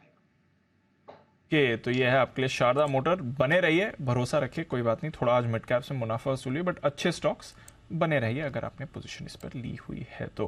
बट थोड़ी और वीकनेस आ रही है कोटक बैंक के साथ साथ आप एक्सिस बैंक पर भी प्रेशर इस समय देख रहे हैं, ये भी एक फिसलते हुए दिख रहा है, क्योंकि बैंक्स की तरफ से थोड़ा प्रेशर अभी अभी ज्यादा बना है। एक बार एक्सिस बैंक के चार्ट पर भी राय ले लेते हैं, वीकनेस इसमें भी आपको आती हुई दिख रही है। सुमित जी एक बार देखेंगे, एक्सिस बैंक 960 का लेवल इस समय वीक दिख रहा है। दबाव तो देखने को मिला है, एक्सिस बैंक भी है और बाकी बैंकिंग स्टॉक्स भी है। तो एक्सिस बैंक के अंदर भी पिछले 5 दिनों के वन वे मूव के बाद अब थोड़ा सा प्रॉफिट बुकिंग देखने को मिल रहा है। 950 तक के लेवल या 940 तक के लेवल एक्सिस बैंक में प्रॉफिट बुकिंग के तौर पे देखने को मिल सकते हैं। ऊपर के अंदर इसमें 974 975 का रेजिस्टेंस बनेगा ट्रेडिंग के लिहाज से। ये लेवल टूटने के बाद वापस से तेजी का शुरुआत होगा। जब तक एक बार ये लेवल नहीं टूटता तब तक छोटा सा प्रॉफिट बुकिंग 20-30 रुपए का देखने को मिल सकता है। ओके, तो ये है आपके लिए एक्सिस बैंक, थोड़ी प्रॉफिट बुकिंग, मुनाफा वसूली इस समय आ रही है। कोई ऐसी बड़ी गिरावट नहीं है, परसेंटेज वाइज देखें तो 0.5% भी नीचे नहीं है बाजार इस समय, 0.4% की वीकनेस दिख रही है, बट ऊपर से आप थोड़ा ज्यादा प्रेशर इस समय आते हुए दिख रहे हैं, इसलिए शायद बाजार का मूड माहौल भी थोड़ा खराब हो रहा है। IEX बाय द वे अब 8% टूट गया है, तो इस स्टॉक पर प्रेशर थोड़ा ज्यादा बन रहा है। कुछ और दिग्गजों में भी आपको प्रेशर आते हुए दिख रहा है। HUL भी थोड़ा कमजोर है इस समय, उससे भी आप देख रहे हैं थोड़ा बाजार पर वीकनेस आती हुई दिख रही है, 1.1% नीचे। TCS से भी कमजोरी आ रही है, तो थोड़े दिग्गज स्टॉक्स हैं जहां पर आपको वीकनेस ज्यादा दिख रही है। टाटा मोटर्स भी आपको वीक दिख रहा है। एक बार टाटा मोटर्स पर श्रीकांत जी से राय ली जाए। श्रीकांत जी, डिप आया है टाटा मोटर्स में, बड़ा नहीं है, 1.5% का ही कट है, ये वापस एंट्री के लेवल है या फिर इस मुनाफा वसूली में थोड़ा और डिप आ सकता है? क्या करना चाहिए सर टाटा मोटर्स में? दीपांशु, तो देखिए इस बार की जो रैली हुई थी वो काफी एक शानदार रैली थी टाटा मोटर्स में, और मुझे लगता है कि अभी इसका करेक्शन भी उतना ही एक थोड़ा सा डीप रह सकता है, लेकिन 530-520 तक मुझे लगता है कि ये स्टॉक शायद करेक्ट हो सकता है और उन लेवल्स के करीब वापस से उसमें लॉन्ग की पोजीशन बनाई जा सकती है। लेकिन करंट लेवल से बिल्कुल इससे दूर रहे, क्योंकि ओवरऑल मार्केट में ऐसा लग रहा है कि थोड़ा करेक्शन और बढ़ सकता है, तो स्पेशली ये स्टॉक में और करेक्शन बढ़ सकता है। थोड़ा इसमें करेक्शन और बढ़ सकता है, ये आपके लिए राय आ रही है। तो टाटा मोटर्स पर थोड़ी नज़र रखिए, ये काउंटर गिर रहा है। वही जो स्टॉक्स थोड़ा तेजी से ऊपर गए थे वही थोड़ा इस समय नीचे भी आ रहे हैं। DLF ये भी एक और काउंटर है जहां पर थोड़ी मुनाफा वसूली आई है। कुणाल जी जरा देखें सर DLF पर और राय दें, इंपॉर्टेंट लेवल्स क्या है इसके लिए? देखिए बाजार के साथ DLF भी करेक्ट होता हुआ दिख रहा है दीपांशु, और इंट्राडे चार्ट्स पर एक राउंडिंग टॉप जैसा पैटर्न भी बना है, तो इसके चलते हल्की फुल्की गिरावट इसमें संभव है। लेकिन मेजर सपोर्ट्स जो हैं वो मुझे लगता है कि काफ़ी नीचे हैं और वो लेवल्स वायलेट अभी नहीं होंगे। स्टॉक डिप में बिल्कुल बायबल स्टॉक है, तो अगर मान लीजिए DLF आपको 470 के आसपास मिलता है किसी करेक्शन में, तो वो एक ऑप्टिमम जगह होगी जहां आप इसमें वापस से निवेश के बारे में सोच सकते हैं। और हमेशा की तरह डिस्क्लेमर ये है दीपांशु, मेरा लंबे समय से DLF में निवेश। DLF पर भी थोड़ा गिरावट आ रही है। एस्कॉर्ट्स भी थोड़ा वीक दिख रहा है। इनफैक्ट बाकी ऑटोज के सामने एस्कॉर्ट्स में थोड़ी गिरावट पहले शुरू हुई थी और कमजोर भी इस समय दिख रहा है। बागले साहब, एस्कॉर्ट्स देखे सर, आज 2.25% का कट है इस काउंटर पर। दीपांशु, ये भी मार्केट के साथ गिर रहा है, ये मेरा मानना है। एक्चुअली एक 4-5 दिन पहले इसका एक बहुत अच्छा पैटर्न बना है जब इसने 2130 के लेवल्स तोड़े। तो मुझे मेरा अभी भी मानना है 2100 के लेवल के नीचे जाना नहीं चाहिए। बेचने की सलाह मेरी तब होगी, ये करेक्टिव मूव है, वापस बाइंग जब आएगी तो ये वापस चलेगा। लॉन्ग टर्म का मेरा टारगेट 2300, लॉन्ग टर्म मतलब एक आध महीने का मेरा टारगेट 2300-2350 का है। तो वो बुलिश व्यू अभी भी इंटैक्ट है। अगर 2100 के नीचे क्लोज हो जाता है तो मेरा व्यू चेंज हो जाएगा। 2100 के नीचे ही होगा खराब, तब तक 2300-2350 के लिए कर सकते हैं आप इंतजार। ये राय वागिल साहब की तरफ से। एस्कॉर्ट्स पर आती हुई IEX, जिस तरह की तेज गिरावट आई है, ट्विटर पर लगातार लोग हमें सवाल पूछ रहे हैं कि क्या हो गया भाई स्टॉक में, अचानक से क्या हो गया। वैसे तो बार बार लगातार गिरता ही है, वो तो सबको पता है, लेकिन अभी एकदम से ऐसे धड़ से गिरा बिना किसी नोटिस दिए। इसकी वजह क्या है? तो कुशल है हमारे साथ बताने के लिए। कुशल, क्या हुआ है IEX में इतनी तेज गिरावट की वजह? सर, यहाँ पर वजह ये बन रही है कि जो CRC है, जो सेंट्रल रेगुलेटर है इलेक्ट्रिसिटी सप्लाई के लिए, उनकी तरफ से यहाँ पर पावर मंत्रालय ने CRC को चरणबद्ध तरीके से यहाँ पर मार्केट कपलिंग प्रक्रिया जारी करने को कहा है। ऐसी रिपोर्ट्स आ रही है। ये कंफर्म न्यूज़ नहीं है, बट ये रिपोर्ट्स आ रही है। अब इसकी वजह से क्या हो रहा है कि जो स्पॉट मार्केट ट्रांजैक्शंस हैं, ये IEX जो है मेजरली कंट्रीब्यूट करता है। करीबन 94% जो स्पॉट मार्केट ट्रांजैक्शंस के वॉल्यूम्स हैं, ये यहाँ पर ये कंट्रीब्यूट करता है। तो आगे चलकर इसके वॉल्यूम ग्रोथ पर बड़ा असर होने वाला है। क्यों? क्योंकि ये जो मार्केट कपलिंग मैकेनिज्म है, ये मैं आपको बताता हूँ कि क्या है। मार्केट कपलिंग मैकेनिज्म के अंतर्गत एक ही ज्योग्राफी में और अगर एक ही टाइम फ्रेम में, यानी कि टाइम पीरियड्स में अगर इलेक्ट्रिसिटी डिस्ट्रीब्यूट होनी है, तो उसको लेकर जो पावर ट्रेडिंग होती है, वहां पर जो स्पॉट प्राइसेस है, वो एक कॉमन एल्गोरिदम के जरिए अब आगे पास किया जाएगा। यानी कि जो प्राइसेस है उसमें यूनानिमिटी आ जाएगी। तो अगर प्राइसेस में आपको एक यूनिफॉर्मिटी आ जाती है, तो जो ये बिड जो एक्सचेंज इस चीज का कॉम्पिटिटिव एडवांटेज एंजॉय करता था IEX, वो अब कम होता हुआ दिखेगा। क्योंकि अब ये पावर एक्सचेंज जो है केवल बिड एग्रीगेटर्स, यानी कि अलग अलग जो भी बिडिंग आती है, वो केवल एक एग्रीगेटर के रूप में ही रह जाएगा। अब इससे क्या होगा कि अन्य जो और नए एक्सचेंजेस हैं, अगर किसी को इस स्पेस में आना है, तो उनके लिए भी जो एंट्री बैरियर्स है वो भी कम हो रहे हैं। और इसी वजह से इनकी जो डोमिनेंस है अब कहीं ना कहीं खत्म होती हुई नजर आएगी। तो इससे जो प्राइस के लिए जो एसिमेट्री थी, वो कहीं ना कहीं खत्म हो जाएगी स्पॉट प्राइसिंग को लेकर। और आगे चलकर कंज्यूमर्स के पॉइंट ऑफ व्यू से ये काफी बेनिफिशियल चीज है। बट अगर आप एक्सचेंज की बात करेंगे, तो जो डोमिनेंस और जो प्राइस डिफरेंस ये एंजॉय करते थे, वो अब आगे चलकर नहीं रहेगा। सो बेसिकली जो समझ में आ रहा है इससे एसेंशियली यही है कि अब तक जो प्राइस डिस्कवरी होती थी, किस प्राइस पर आप पावर खरीद रहे हैं इन एक्सचेंज से, वो एक्सचेंज पर होती थी। बट अगर ये नॉर्म्स इंप्लीमेंट हो जाते हैं तो फिर ये प्राइस डिस्कवरी एक्सचेंज नहीं करेंगे। एक्सचेंज पर सिर्फ इसका ट्रांजैक्शन क्लियर होगा, प्राइस डिस्कवरी कहीं और होगी। तो ऐसा माना जा रहा है कि IEX जो एक डोमिनेंट पोजीशन ऑलरेडी इसमें एंजॉय करता है, वो प्राइस डिस्कवरी का हिस्सा नहीं रहेगा। दूसरा, इनके वॉल्यूम्स पर भी असर पड़ सकता है। इसकी वजह से थोड़ी गिरावट आई है। हालांकि ये हमें बताना चाहिए कि ये रिपोर्ट्स आ रही हैं इस समय, इसकी कॉन्फर्मेशन अब तक नहीं आई। दूसरा, ये अभी डिस्कशन स्टेज में है। डिस्कशन के बाद कंसल्टेशन पेपर आएगा, फिर उस पर कमेंट्स आएंगे, फिर इंप्लीमेंट होगा। तो ज़रूरी नहीं कि ये आज का आज इंप्लीमेंट हो, इंप्लीमेंटेशन में समय लग सकता है। बट हाँ, जो ये बात की जा रही है, अगर ऐसे इंप्लीमेंट होता है तो फिर IEX पर आपको असर पड़ सकता है। इसलिए शायद एक बार इनिशियली बाजार ने इस पर नेगेटिव रिएक्शन दे दिया है। तो IEX इसको लेकर तो आपके लिए खराब खबर आ रही है। बट अनिल जी, जोमैटो 76 के लेवल पर आ गया है। IPO का इशू प्राइस था 76। आखिरी बार 1 जून 2022, यानी कि 1 साल बाद वापस अपने इशू प्राइस पर आया है। ऑफ कोर्स लिस्टिंग के बाद बड़ी गेन हुई थी, उसके बाद बड़ी गिरावट हुई थी। वापस इशू प्राइस पर अब ये 1 साल बाद आया, जो 76 का इनका इशू प्राइस था। बिल्कुल 76 की इशू प्राइस पर पहुंचता हुआ, और इसकी डिटेल्स भी थोड़ी देर में हम आपके सामने रखने के लिए तैयार होंगे कि किस तरह से जोमेटो ने लिस्टिंग के बाद तेजी दिखाई, तेजी के बाद बुरा हाल होने के बाद फिर से इशू प्राइस के आसपास आता हुआ दिख रहा है।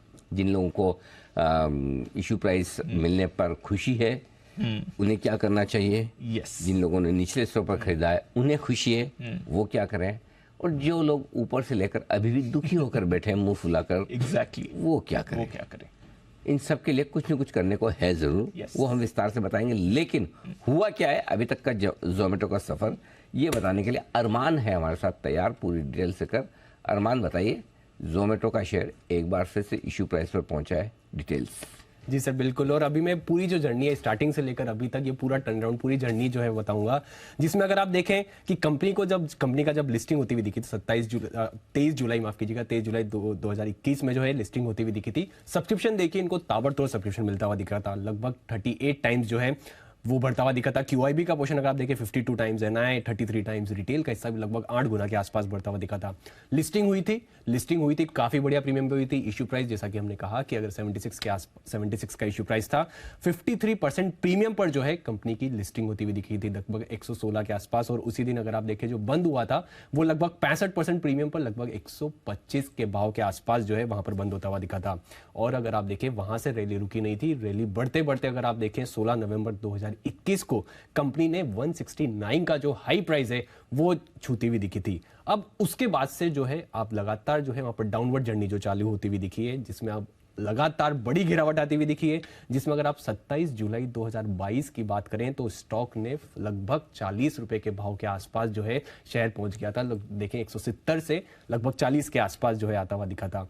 और अगर आप रिसेंट की रैली देखेंगे, मतलब अगर मैं 15 मार्च 2023 के बाद से अगर देखूं तो लगभग 50% से ज़्यादा की जो है स्टॉक में रैली आती हुई दिखी है। दिन के हिसाब से अगर आप जैसे आप प्राइस जैसे आपके टेबल जो आपके सामने भी आ जाएगी, इशू प्राइस 76, 23 जुलाई 2021 को 125, फिर 16 नवंबर 2021 को 169, फिर 27 जुलाई 2022 को 40, फिर उसके बाद अगर आप देखें मौजूदा भाव वापस इश्यू प्राइस का 76 पर आता हुआ दिखा है। 40 हो गए, यस 40 हो गया 40.6। और हाई क्या बता रहे हो आप? 125, 169 सर। सच्ची में हुआ था? जी सर 16 नवंबर 2021 169 है। 170 वाला 40 और 40 वाला 76। तो लिस्टिंग के दिन 116 पर लिस्ट हुआ और 125 पर आप 125 पर बंद हुआ, 125 पर बंद हुआ, वहां से 169 170 तक गया, 40 तक गिरा। चलो तो काफी कुछ यात्रा तय की है, लेकिन अभी भी काफी कुछ करनी बाकी है।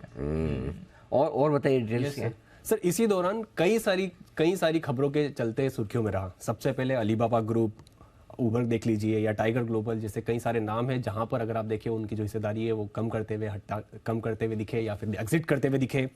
अगस्त 2022 में काफी सुर्खियों में रहा क्योंकि जब इन्होंने ब्लिंकिट का एक्विजिशन करा तो उस चलते भी सुर्खियों में रहा।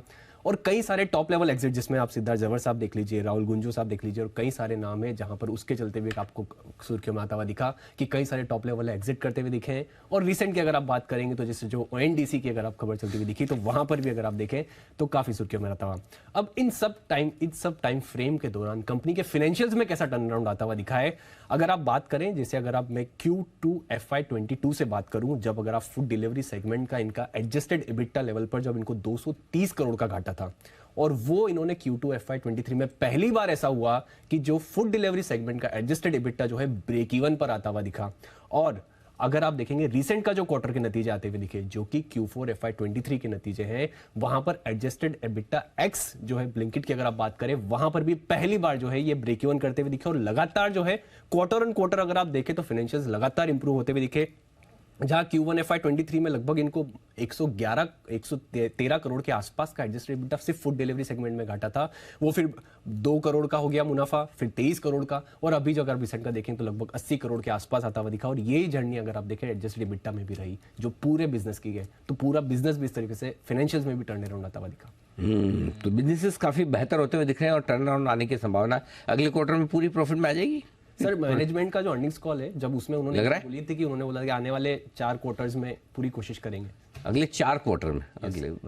सो बेसिकली दीप हो ये रहा है कि ये जितनी नए जमाने की ई-कॉमर्स कंपनियां हैं, इन लोगों के थॉट प्रोसेस में, काम करने के तरीके में, बिजनेस करने के तरीके में और सोच में एक बड़ा बदलाव है। Yes sir. सो वो बदलाव क्या है? जब तक आप लिस्टेड नहीं होते हैं, आप एक स्टार्टअप की तरह काम करते हैं, स्टार्टअप से आप यूनिकॉर्न बन जाते हैं और उससे शुरू में बहुत छोटे होते हैं, एकदम छोटे, फिर उससे बड़े बड़े बड़े बड़े बड़े होने की कोशिश करते हैं और आप सोचते हैं यूनिकॉर्न बड़ा मार्केट कैप्चर कर रहे हैं, मार्केट शेयर ले लें, top line, number of customers, downloads, ये सब ऊपर ऊपर ऊपर जो एकदम बढ़िया बढ़िया देते हैं। करेक्ट। नीचे नीचे कुछ नहीं, जब तक प्राइवेट इक्विटी फर्म पैसा दे रही है, बंद करो, ऊपर बिल भरो, ऊपर वो सब होता है, कैश बर्न होता है। वो वही तरीका है, उनका कल्चर वैसा ही है, ऐसे ही बड़े होते हैं, है ना। अब जैसे हम कहते हैं कि हमारे ज़माने में हम राजस्थान में ऐसे करते थे वैसे करते, उसका मतलब नहीं, आजकल के बच्चे ऐसे करते, तो हम वहाँ बड़े हुए, ये यहाँ बड़े हुए, तो दोनों का कोई कंपैरिजन भी नहीं है। पुरानी कंपनियाँ पुरानी की तरह की, नई वाली नई की तरह, तो इनके कल्चर भी वैसे ही है। ये हमेशा पैसा डालेंगे, टॉप लाइन बनाएंगे, डाउनलोड्स लाएंगे, नंबर ऑफ कस्टमर्स एक्वायर करेंगे, फिर लगेगा इनका बिजनेस बहुत तगड़ा है। लेकिन होता क्या है, ये वैसे बैचलर लाइफ और शादी वाली लाइफ वाला मामला है। जैसे ही शादी होने के बाद आपको जिंदगी की हकीकत पता चलती है ना। अरमान, आप इतना जोर से क्यों? सर अभी सबसे लास्ट में हमारे ग्रुप में आप ही की शादी हुई है। हाँ, इसलिए ज्यादा असर है। दीप को कुछ इंडिकेशन दे रहा है भाई। ओके ओके, सो हुआ है। तो जैसे ये जब तक प्राइवेट इक्विटी से पैसा आ रहा है, अनलिस्टेड है, आराम से लाइफ चल रही है। अब लिस्टेड होते ही अब क्या मार्केट है ना, बड़ा मतलब बेरहम है।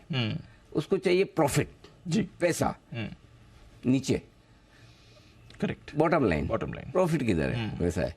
तो एक जाने माने बैंकर है जिनका इंटरव्यू अभी मैंने अभी हाल ही में पिछले हफ्ते सुना था उनको एक प्रोग्राम में, और अभी वो रिटायर हो गए, बहुत देश के दिग्गज बड़े बैंकों में से एक हैं। उनका फेमस डायलॉग था, उनसे कोई भी बिजनेस डील के लिए आता तो वो कहते हैं लड्डू का है। जो जानते हो पहचानेंगे, लड्डू का है, मतलब आप कोई भी चीज़ बोलो तो इसमें मेरे लिए पैसा कहाँ है, कहाँ बनेगा पैसा।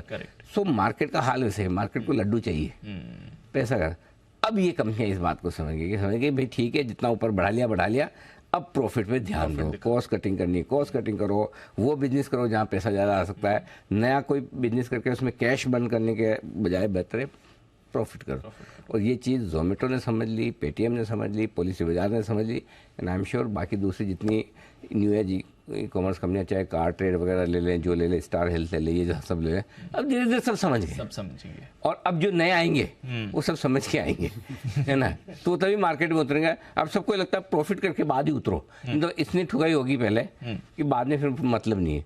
सो ये एक बड़ा बदलाव अब इन सारी ई कॉमर्स कंपनी में हो रहा है। अब जो कंपनियां अगले 4 क्वार्टर में प्रॉफिट में आने की तैयारी में आपको दिखती है, और मैनेजमेंट जो बोल रहा है उसका जो प्रॉमिस आता है, इन कंपनियों के शेयर यहाँ से भी 25 से 50% या इससे ज़्यादा बढ़ेंगे। वाओ। इसलिए अब इनको होल्ड करके रखना है, बेचना नहीं। करेक्शन आए, बाजार में गिरावट आए तो वहाँ पर लेना है, एक तरफा नहीं चलेंगे, मौका भी देंगे आपको, लेकिन जहाँ जहाँ आपको प्रॉफिट में आने की उम्मीद है, एक नायका को छोड़ के कोई नहीं है, करेक्ट, वही प्रॉफिट में पहले दिन से, तो जहाँ जहाँ इन सब के साथ नायका की भी पिटाई होगी, अब ये सब चलने लगे वो नीचे। सो आई थिंक जहाँ भी मौका बनेगा प्रॉफिट में आने का, वहाँ पर आपको इन कंपनियों को खरीदना भी है, और है तो अब नहीं बेचना है, पहले बेच रहे ठीक था, अब भाव भी आ रहा है तो थोड़ा होल्ड करें। गॉट इट, ये पूरा खेल है इसका। Understood sir. चलिए, तो ये है आपके लिए जोमेटो, आज 1 साल बाद वापस अपने इशू प्राइस पर आया है। ये इंटरेस्टिंग है कंपनी के लिए, नजर रखें इस पर। आइए, कुछ बिगुल्स भी तैयार हैं, पहले सुमित जी के पास चलते हैं। सुमित का सुपर हिट।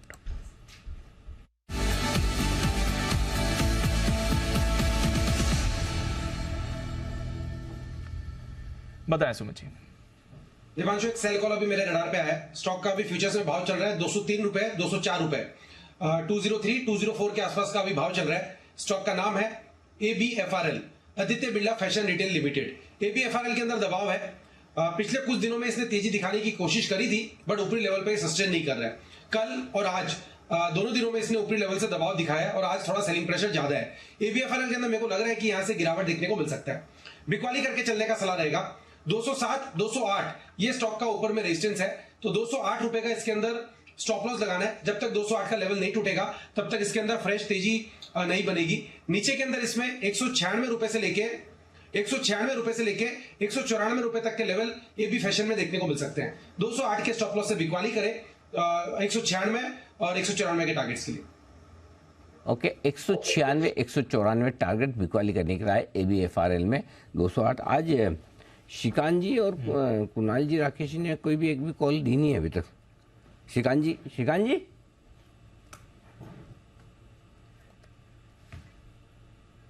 फिर अरे आप म्यूट होके कैसे देंगे कॉल से? अरे अनिल जी, आपका वो जो है न्यू एज कंपनीज के बारे में सुन रहा था, और जी मैं भी वही सोच रहा था कि जैसे कि मेटावर्स के शेयर होल्डर्स लोगों ने जैसे उनको बताया कि नहीं बस अभी बहुत हो गया कैश बर्न करके, अभी प्रॉफिट बनाने की शुरुआत करो, और वहां से वो स्टॉक 3x हो गया है।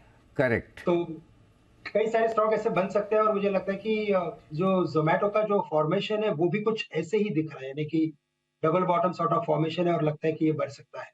मुझे कॉल भी देना था, इनफैक्ट मैंने SMS करके रखा था कि कुछ कॉल देना है करके मुझे। कॉल देना तो अरे बिल्कुल तैयार है, हम तो एकदम इंतजार ही कर रहे हैं। मैंने कहा आपका, कुणाल जी, राकेश जी का और जय ठक्कर साहब का, तीनों का बाकी है। तो पहले चलते हैं श्रीकांत जी के लिए। उससे पहले जरा ब्लूमबर्ग के हवाले से खबर क्या आ रही है ये भी तो पढ़ लें। खबर आई है सर, चीन की तरफ से कोई खबर आ रही है। कार खरीदारों को क्रेडिट सपोर्ट देने का आदेश। अच्छा, उधार लेके कार खरीदो। बेसिकली बैंक्स को कहा है चीन ने कि आप कार परचेजर्स को सपोर्ट करिए। अच्छा, बेटर टर्म्स दीजिए, इंसेंटिव दीजिए, जो भी है, बट उन्हें गाड़ी खरीदने के लिए आप सपोर्ट करिए। बेसिकली चीन की तरफ से ये नेशन वाइड मूव आई है व्हीकल सेल्स बढ़ाने के लिए। आपको याद होगा सर, 2-3 दिन पहले हम बात कर रहे थे, ईवी बिक्री के लिए भी चीन ने कहा था कि इंसेंटिव्स वो रोल आउट कर रहे हैं, एक्स्ट्रा इंसेंटिव देंगे इलेक्ट्रिक व्हीकल खरीदने के लिए। अब गाड़ियों खरीदने के लिए बैंक्स को कहा है कि आप सपोर्ट करिए, जिसको गाड़ी खरीदनी है आप बेटर क्रेडिट दीजिए उनको, ये बात आ रही है। क्रेडिट सपोर्ट दीजिए, ये क्लियर कह रहा है चीन। ब्लूमबर्ग के हवाले से खबर आई है। क्रेडिट सपोर्ट किसको चाहिए? सब्सिडी चाहिए, डिस्काउंट चाहिए। तो चलिए, ये कार खरीदारों के लिए ये खबर वहां से इंपोर्ट होके आती हुई चाइना से हमारे पास। आइए बिल्कुल श्रीकांत जी के लिए BTS डबल टी का।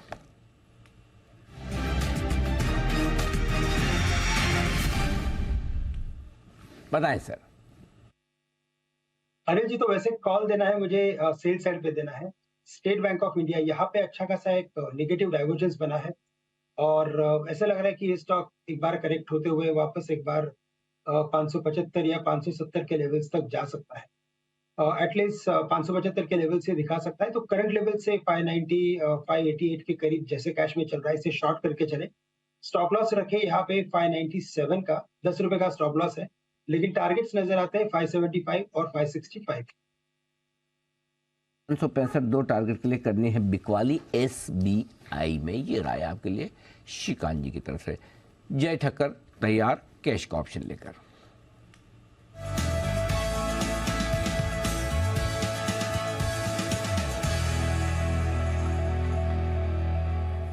स्वागत है आपका जय। बताएं कौन सा ऑप्शन ट्रेड करने की राय आज है अब इस वक्त?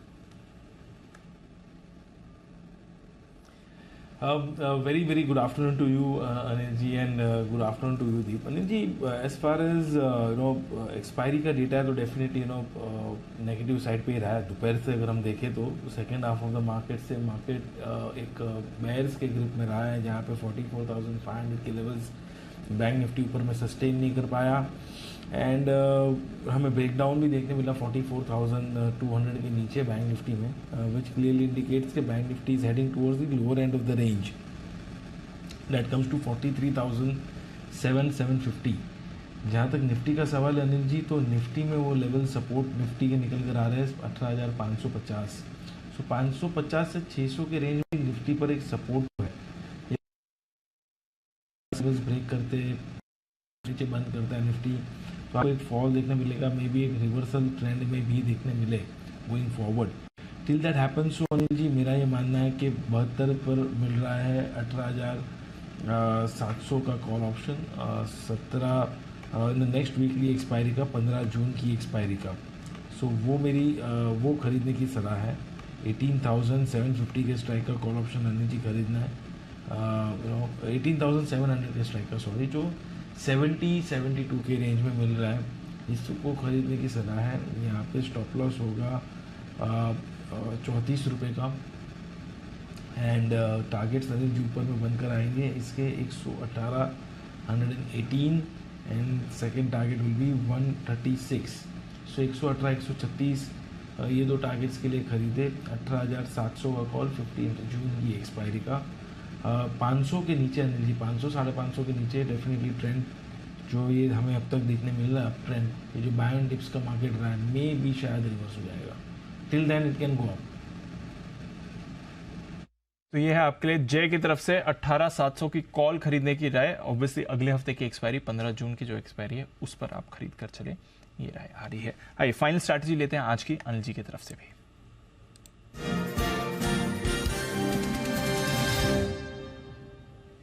सर नरमी है। नैस्डैक फ्यूचर्स थोड़ा पॉजिटिव टेरिटरी में आ गए हैं, डाउ फ्यूचर्स आपको सिर्फ 8 अंक नीचे दिख रहे हैं, S&P 500 फ्यूचर्स में भी मामूली खरीदारी और ये फ्लैट है, बेसिकली फ्लैट है अमेरिकी बाजार। देखते हैं शाम को कैसा एक्शन होगा। टेस्ला का शेयर पर आज रखिए नज़र, ये चीन से जो खबर आ रही है शायद वहाँ पर आपको थोड़ा रिएक्शन भी आते हुए दिखे। यूके के बाजार नरम है, फ्रांस और जर्मनी के बाजार हल्की तेजी में है, कच्चा तेल दायरे में है, रुपया भी एकदम फ्लैट बंद हो रहा है। बताएं सर क्या करके जाना है? हम डेज लो पर हैं, ऑलमोस्ट 300 पॉइंट नीचे, बैंक निफ्टी अभी 44,000 का लेवल भी तोड़ दिया है सर। दीप, अब ये तो ऐसा कहना मुश्किल है कि आज हम जो कमज़ोर हैं वो एक्सपायरी के प्रेशर की वजह से, थोड़े ओवरबोट मार्केट होने की वजह से हैं, या हम ये अंदाज लगा रहे हैं कि आज रात को अमेरिका ख़राब हो जाएगा।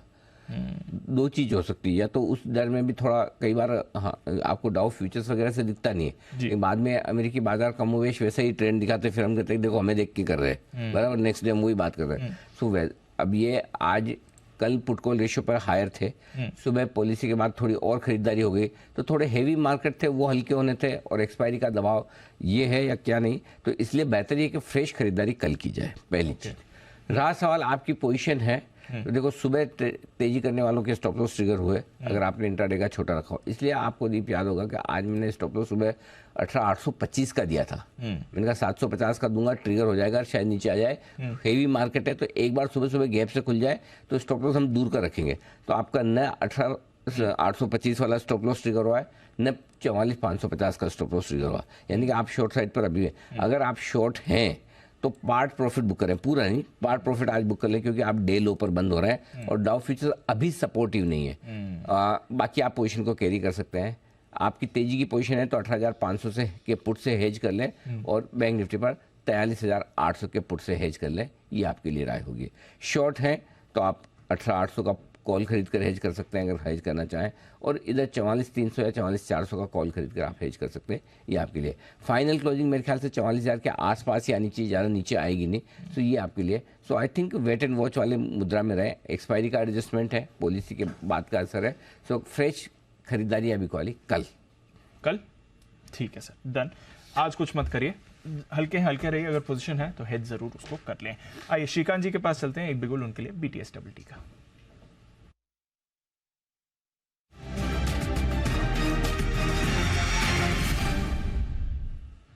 बताएं सर।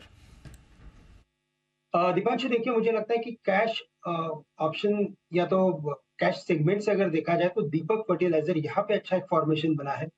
पिछले कई दिनों से इनफैक्ट देखेंगे तो एक ही रेंज के अंदर ये ट्रेड कर रहा है, लेकिन इसमें जो वॉल्यूम्स है वो पिकअप होते जा रहे हैं और higher bottom sort of formation भी इसमें बना हुआ है। करंट लेवल से यानी 568, 571 इस रेंज के करीब इसे खरीदे। टारगेट्स नजर आते हैं 620 से लेकर 630 के, अच्छी अपसाइड नजर आ रही है, तो करंट लेवल से दीपक फर्टिलाइजर को लॉन्ग करें और स्टॉप लॉस यहाँ पे रखें एट 560, 560 का स्टॉप लॉस रखना है, खरीद देंगे। 60 के स्टॉप लॉस के साथ दीपक फर्टिलाइजर पर करें खरीदारी, ये आपके लिए राय आती हुई दिख रही है श्रीकांत जी की तरफ से। नजर रखें इस काउंटर पर भी। आइए बैन से बेनिफिट अपडेट ले लेते हैं आशीष के साथ।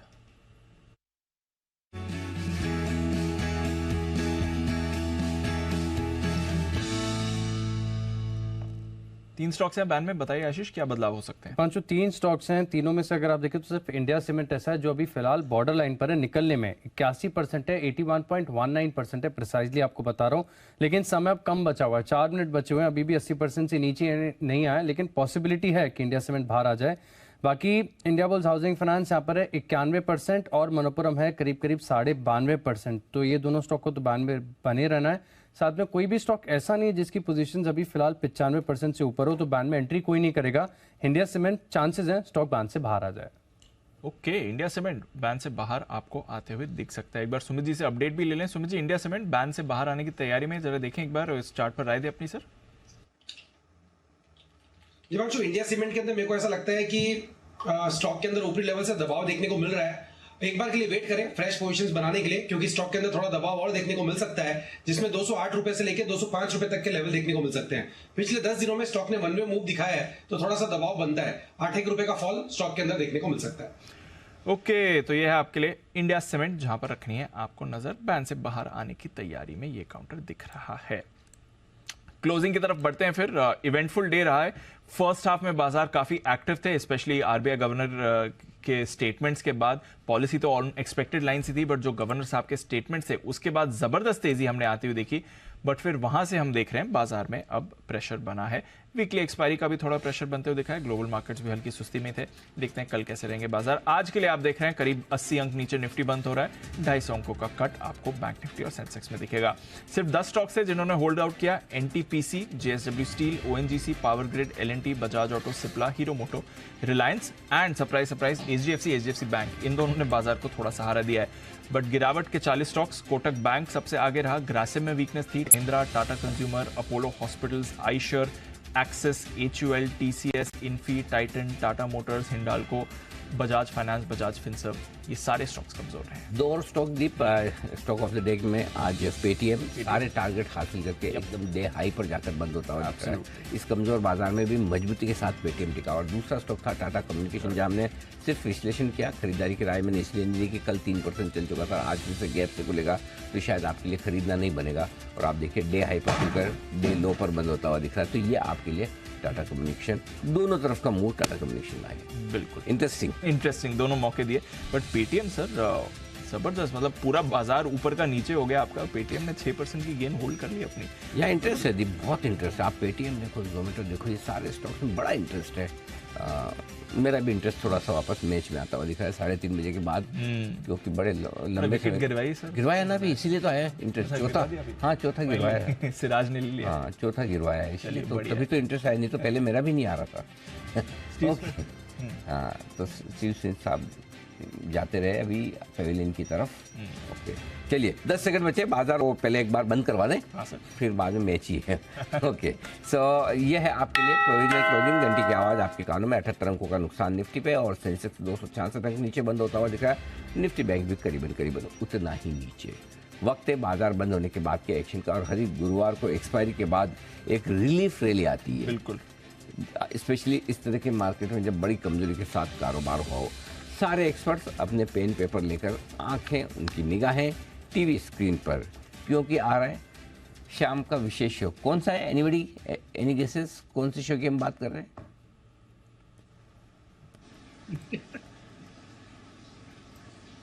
बताइए। हाँ जी, श्रीकांत जी क्या बात दुनिया की। अरे वाह, बात दुनिया की। श्रीकांत जी, चलो, सबको याद है बात दुनिया की, जिनको नहीं याद है वो देख लीजिए। आज कौन सी स्टोरीज आपके लिए, और उनमें से कौन सी आपको ज्यादा पसंद आ रही बताना है, पहले देख ले। इस हफ्ते बात दुनिया की में देखिए, दुनिया का वो देश जहां नहीं है एक भी पेड़, कैसी होगी यहाँ के लोगों की जिंदगी। वैज्ञानिकों का दावा, अब बकरियां करेंगी तबाही की भविष्यवाणी। जापान का एक मंदिर जहां शादी नहीं बल्कि होते हैं तलाक। मेक्सिको की वो मक्खी जिसने मचाया आतंक, छीन ली पूरे गांव की आंखें। एक ऐसा देश जहां भरपेट पिज्जा खाओ और बिल चुकाओ अगले जन्म में। दुनिया भर की रोचक खबरों का पिटारा, बात दुनिया की, आज शाम 4:26 पर सिर्फ जी बिजनेस पर। बहुत खतरनाक आज की एक से एक स्टोरी। बिल्कुल, बिना गांव वाला पेड़, देश, पेड़ भी नहीं, गांव भी नहीं, देश बिना पेड़, एक पूरे देश में एक भी पेड़ नहीं। बकरियों से पता चलेगा कि तबाही आने वाली है, कोई आपदा आने वाली है।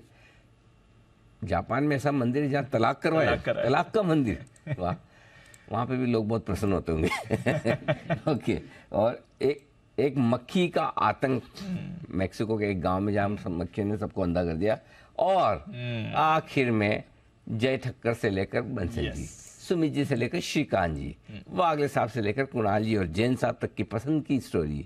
इस जन्म में खाओ, अगले जन्म में चुकाओ।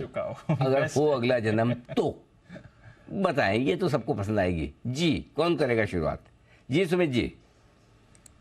अनिल जी, मेरे को वो ऐसा देश जहाँ पर एक भी पेड़ नहीं हो, वहां जाकर पेड़ भी उगाना चाहिए और देश को बचाना चाहिए। एनवायरमेंटल डे भी गए अभी, तो स्टोरी मेरे को थोड़ी इंटरेस्टिंग लगी। नाइस, वेरी नाइस, बहुत अच्छा आइडिया है। आपको क्या लगता है अगर उग पाता तो कुदरत उगा नहीं देती। आप ऐसा भाई साहब, आप ऐसा क्या कर लोगे जो प्रकृति कर नहीं पाई? अरे वहाँ उग पाता तो उग ही जाता ना भाई साहब। मेरे को देखना है ऐसा क्या है उस देश में, क्यों नहीं पक्का नेता बनेंगे, ऐसे ऐसे वादे करते हैं ना जो कभी पूरे हो नहीं सकते। जी, और किसकी हाँ विचार? जी जैन साहब, जैन साहब बोले। बकरी वाली चीज समझ में आई है, बकरी गोट्स प्रेडिक्टिंग फ्यूचर और ये सब बताना। देखिए गोट का वैसे भी एक आयुर्वेद में अनिल जी, भैंस का दूध, गाय का दूध और अरे जैन साहब, अरे नहीं, आप गलत समझ रहे हो। वो तबाही का बताएगी, कौन सा शेयर चलेगा, मार्केट ऊपर बंद होगा नीचे होगा, ये नहीं बताएगी, आपके कोई काम की नहीं है। हो सकता है तबाही के हिसाब से किसी दिन लोअर सर्किट लगने वाला हो मार्केट में, वो बता दे, बाकी और कुछ काम की नहीं। वो जैसे मैं करवाते हैं ना, बत्ती कब आएगी, मैं जून के बाद पहला कौन सा महीना आता, मैं, वो वैसे वाली बकरी तो नहीं है अनिल जी? बिल्कुल वैसी समझ लीजिए। बंसल जी।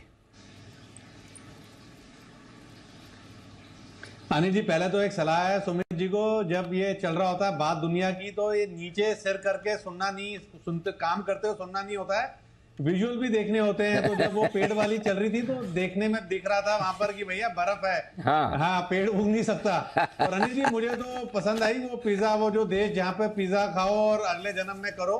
तो जैन साहब ऐसे ही अपने बिजनेस से परेशान है, तो जैन साहब के साथ मिलके मैं और कुणाल जी एक ड्रोन की कंपनी खोलेंगे और वहां से पिज्जा की डिलीवरी थ्रू जोमेटो ड्रोन, मतलब जैन साहब अपनी दिमाग दौड़ाएंगे अनिल जी, तो वो वाला देश में जाके कुछ करेंगे हम अनिल जी। हाँ, यहाँ पिज्जा खाओ और अगले जन्म में बिल दो अनिल जी। हाँ, ये मेरे को लगता है जय को भी यही पसंद है। जय, आपको भी यही पसंद है?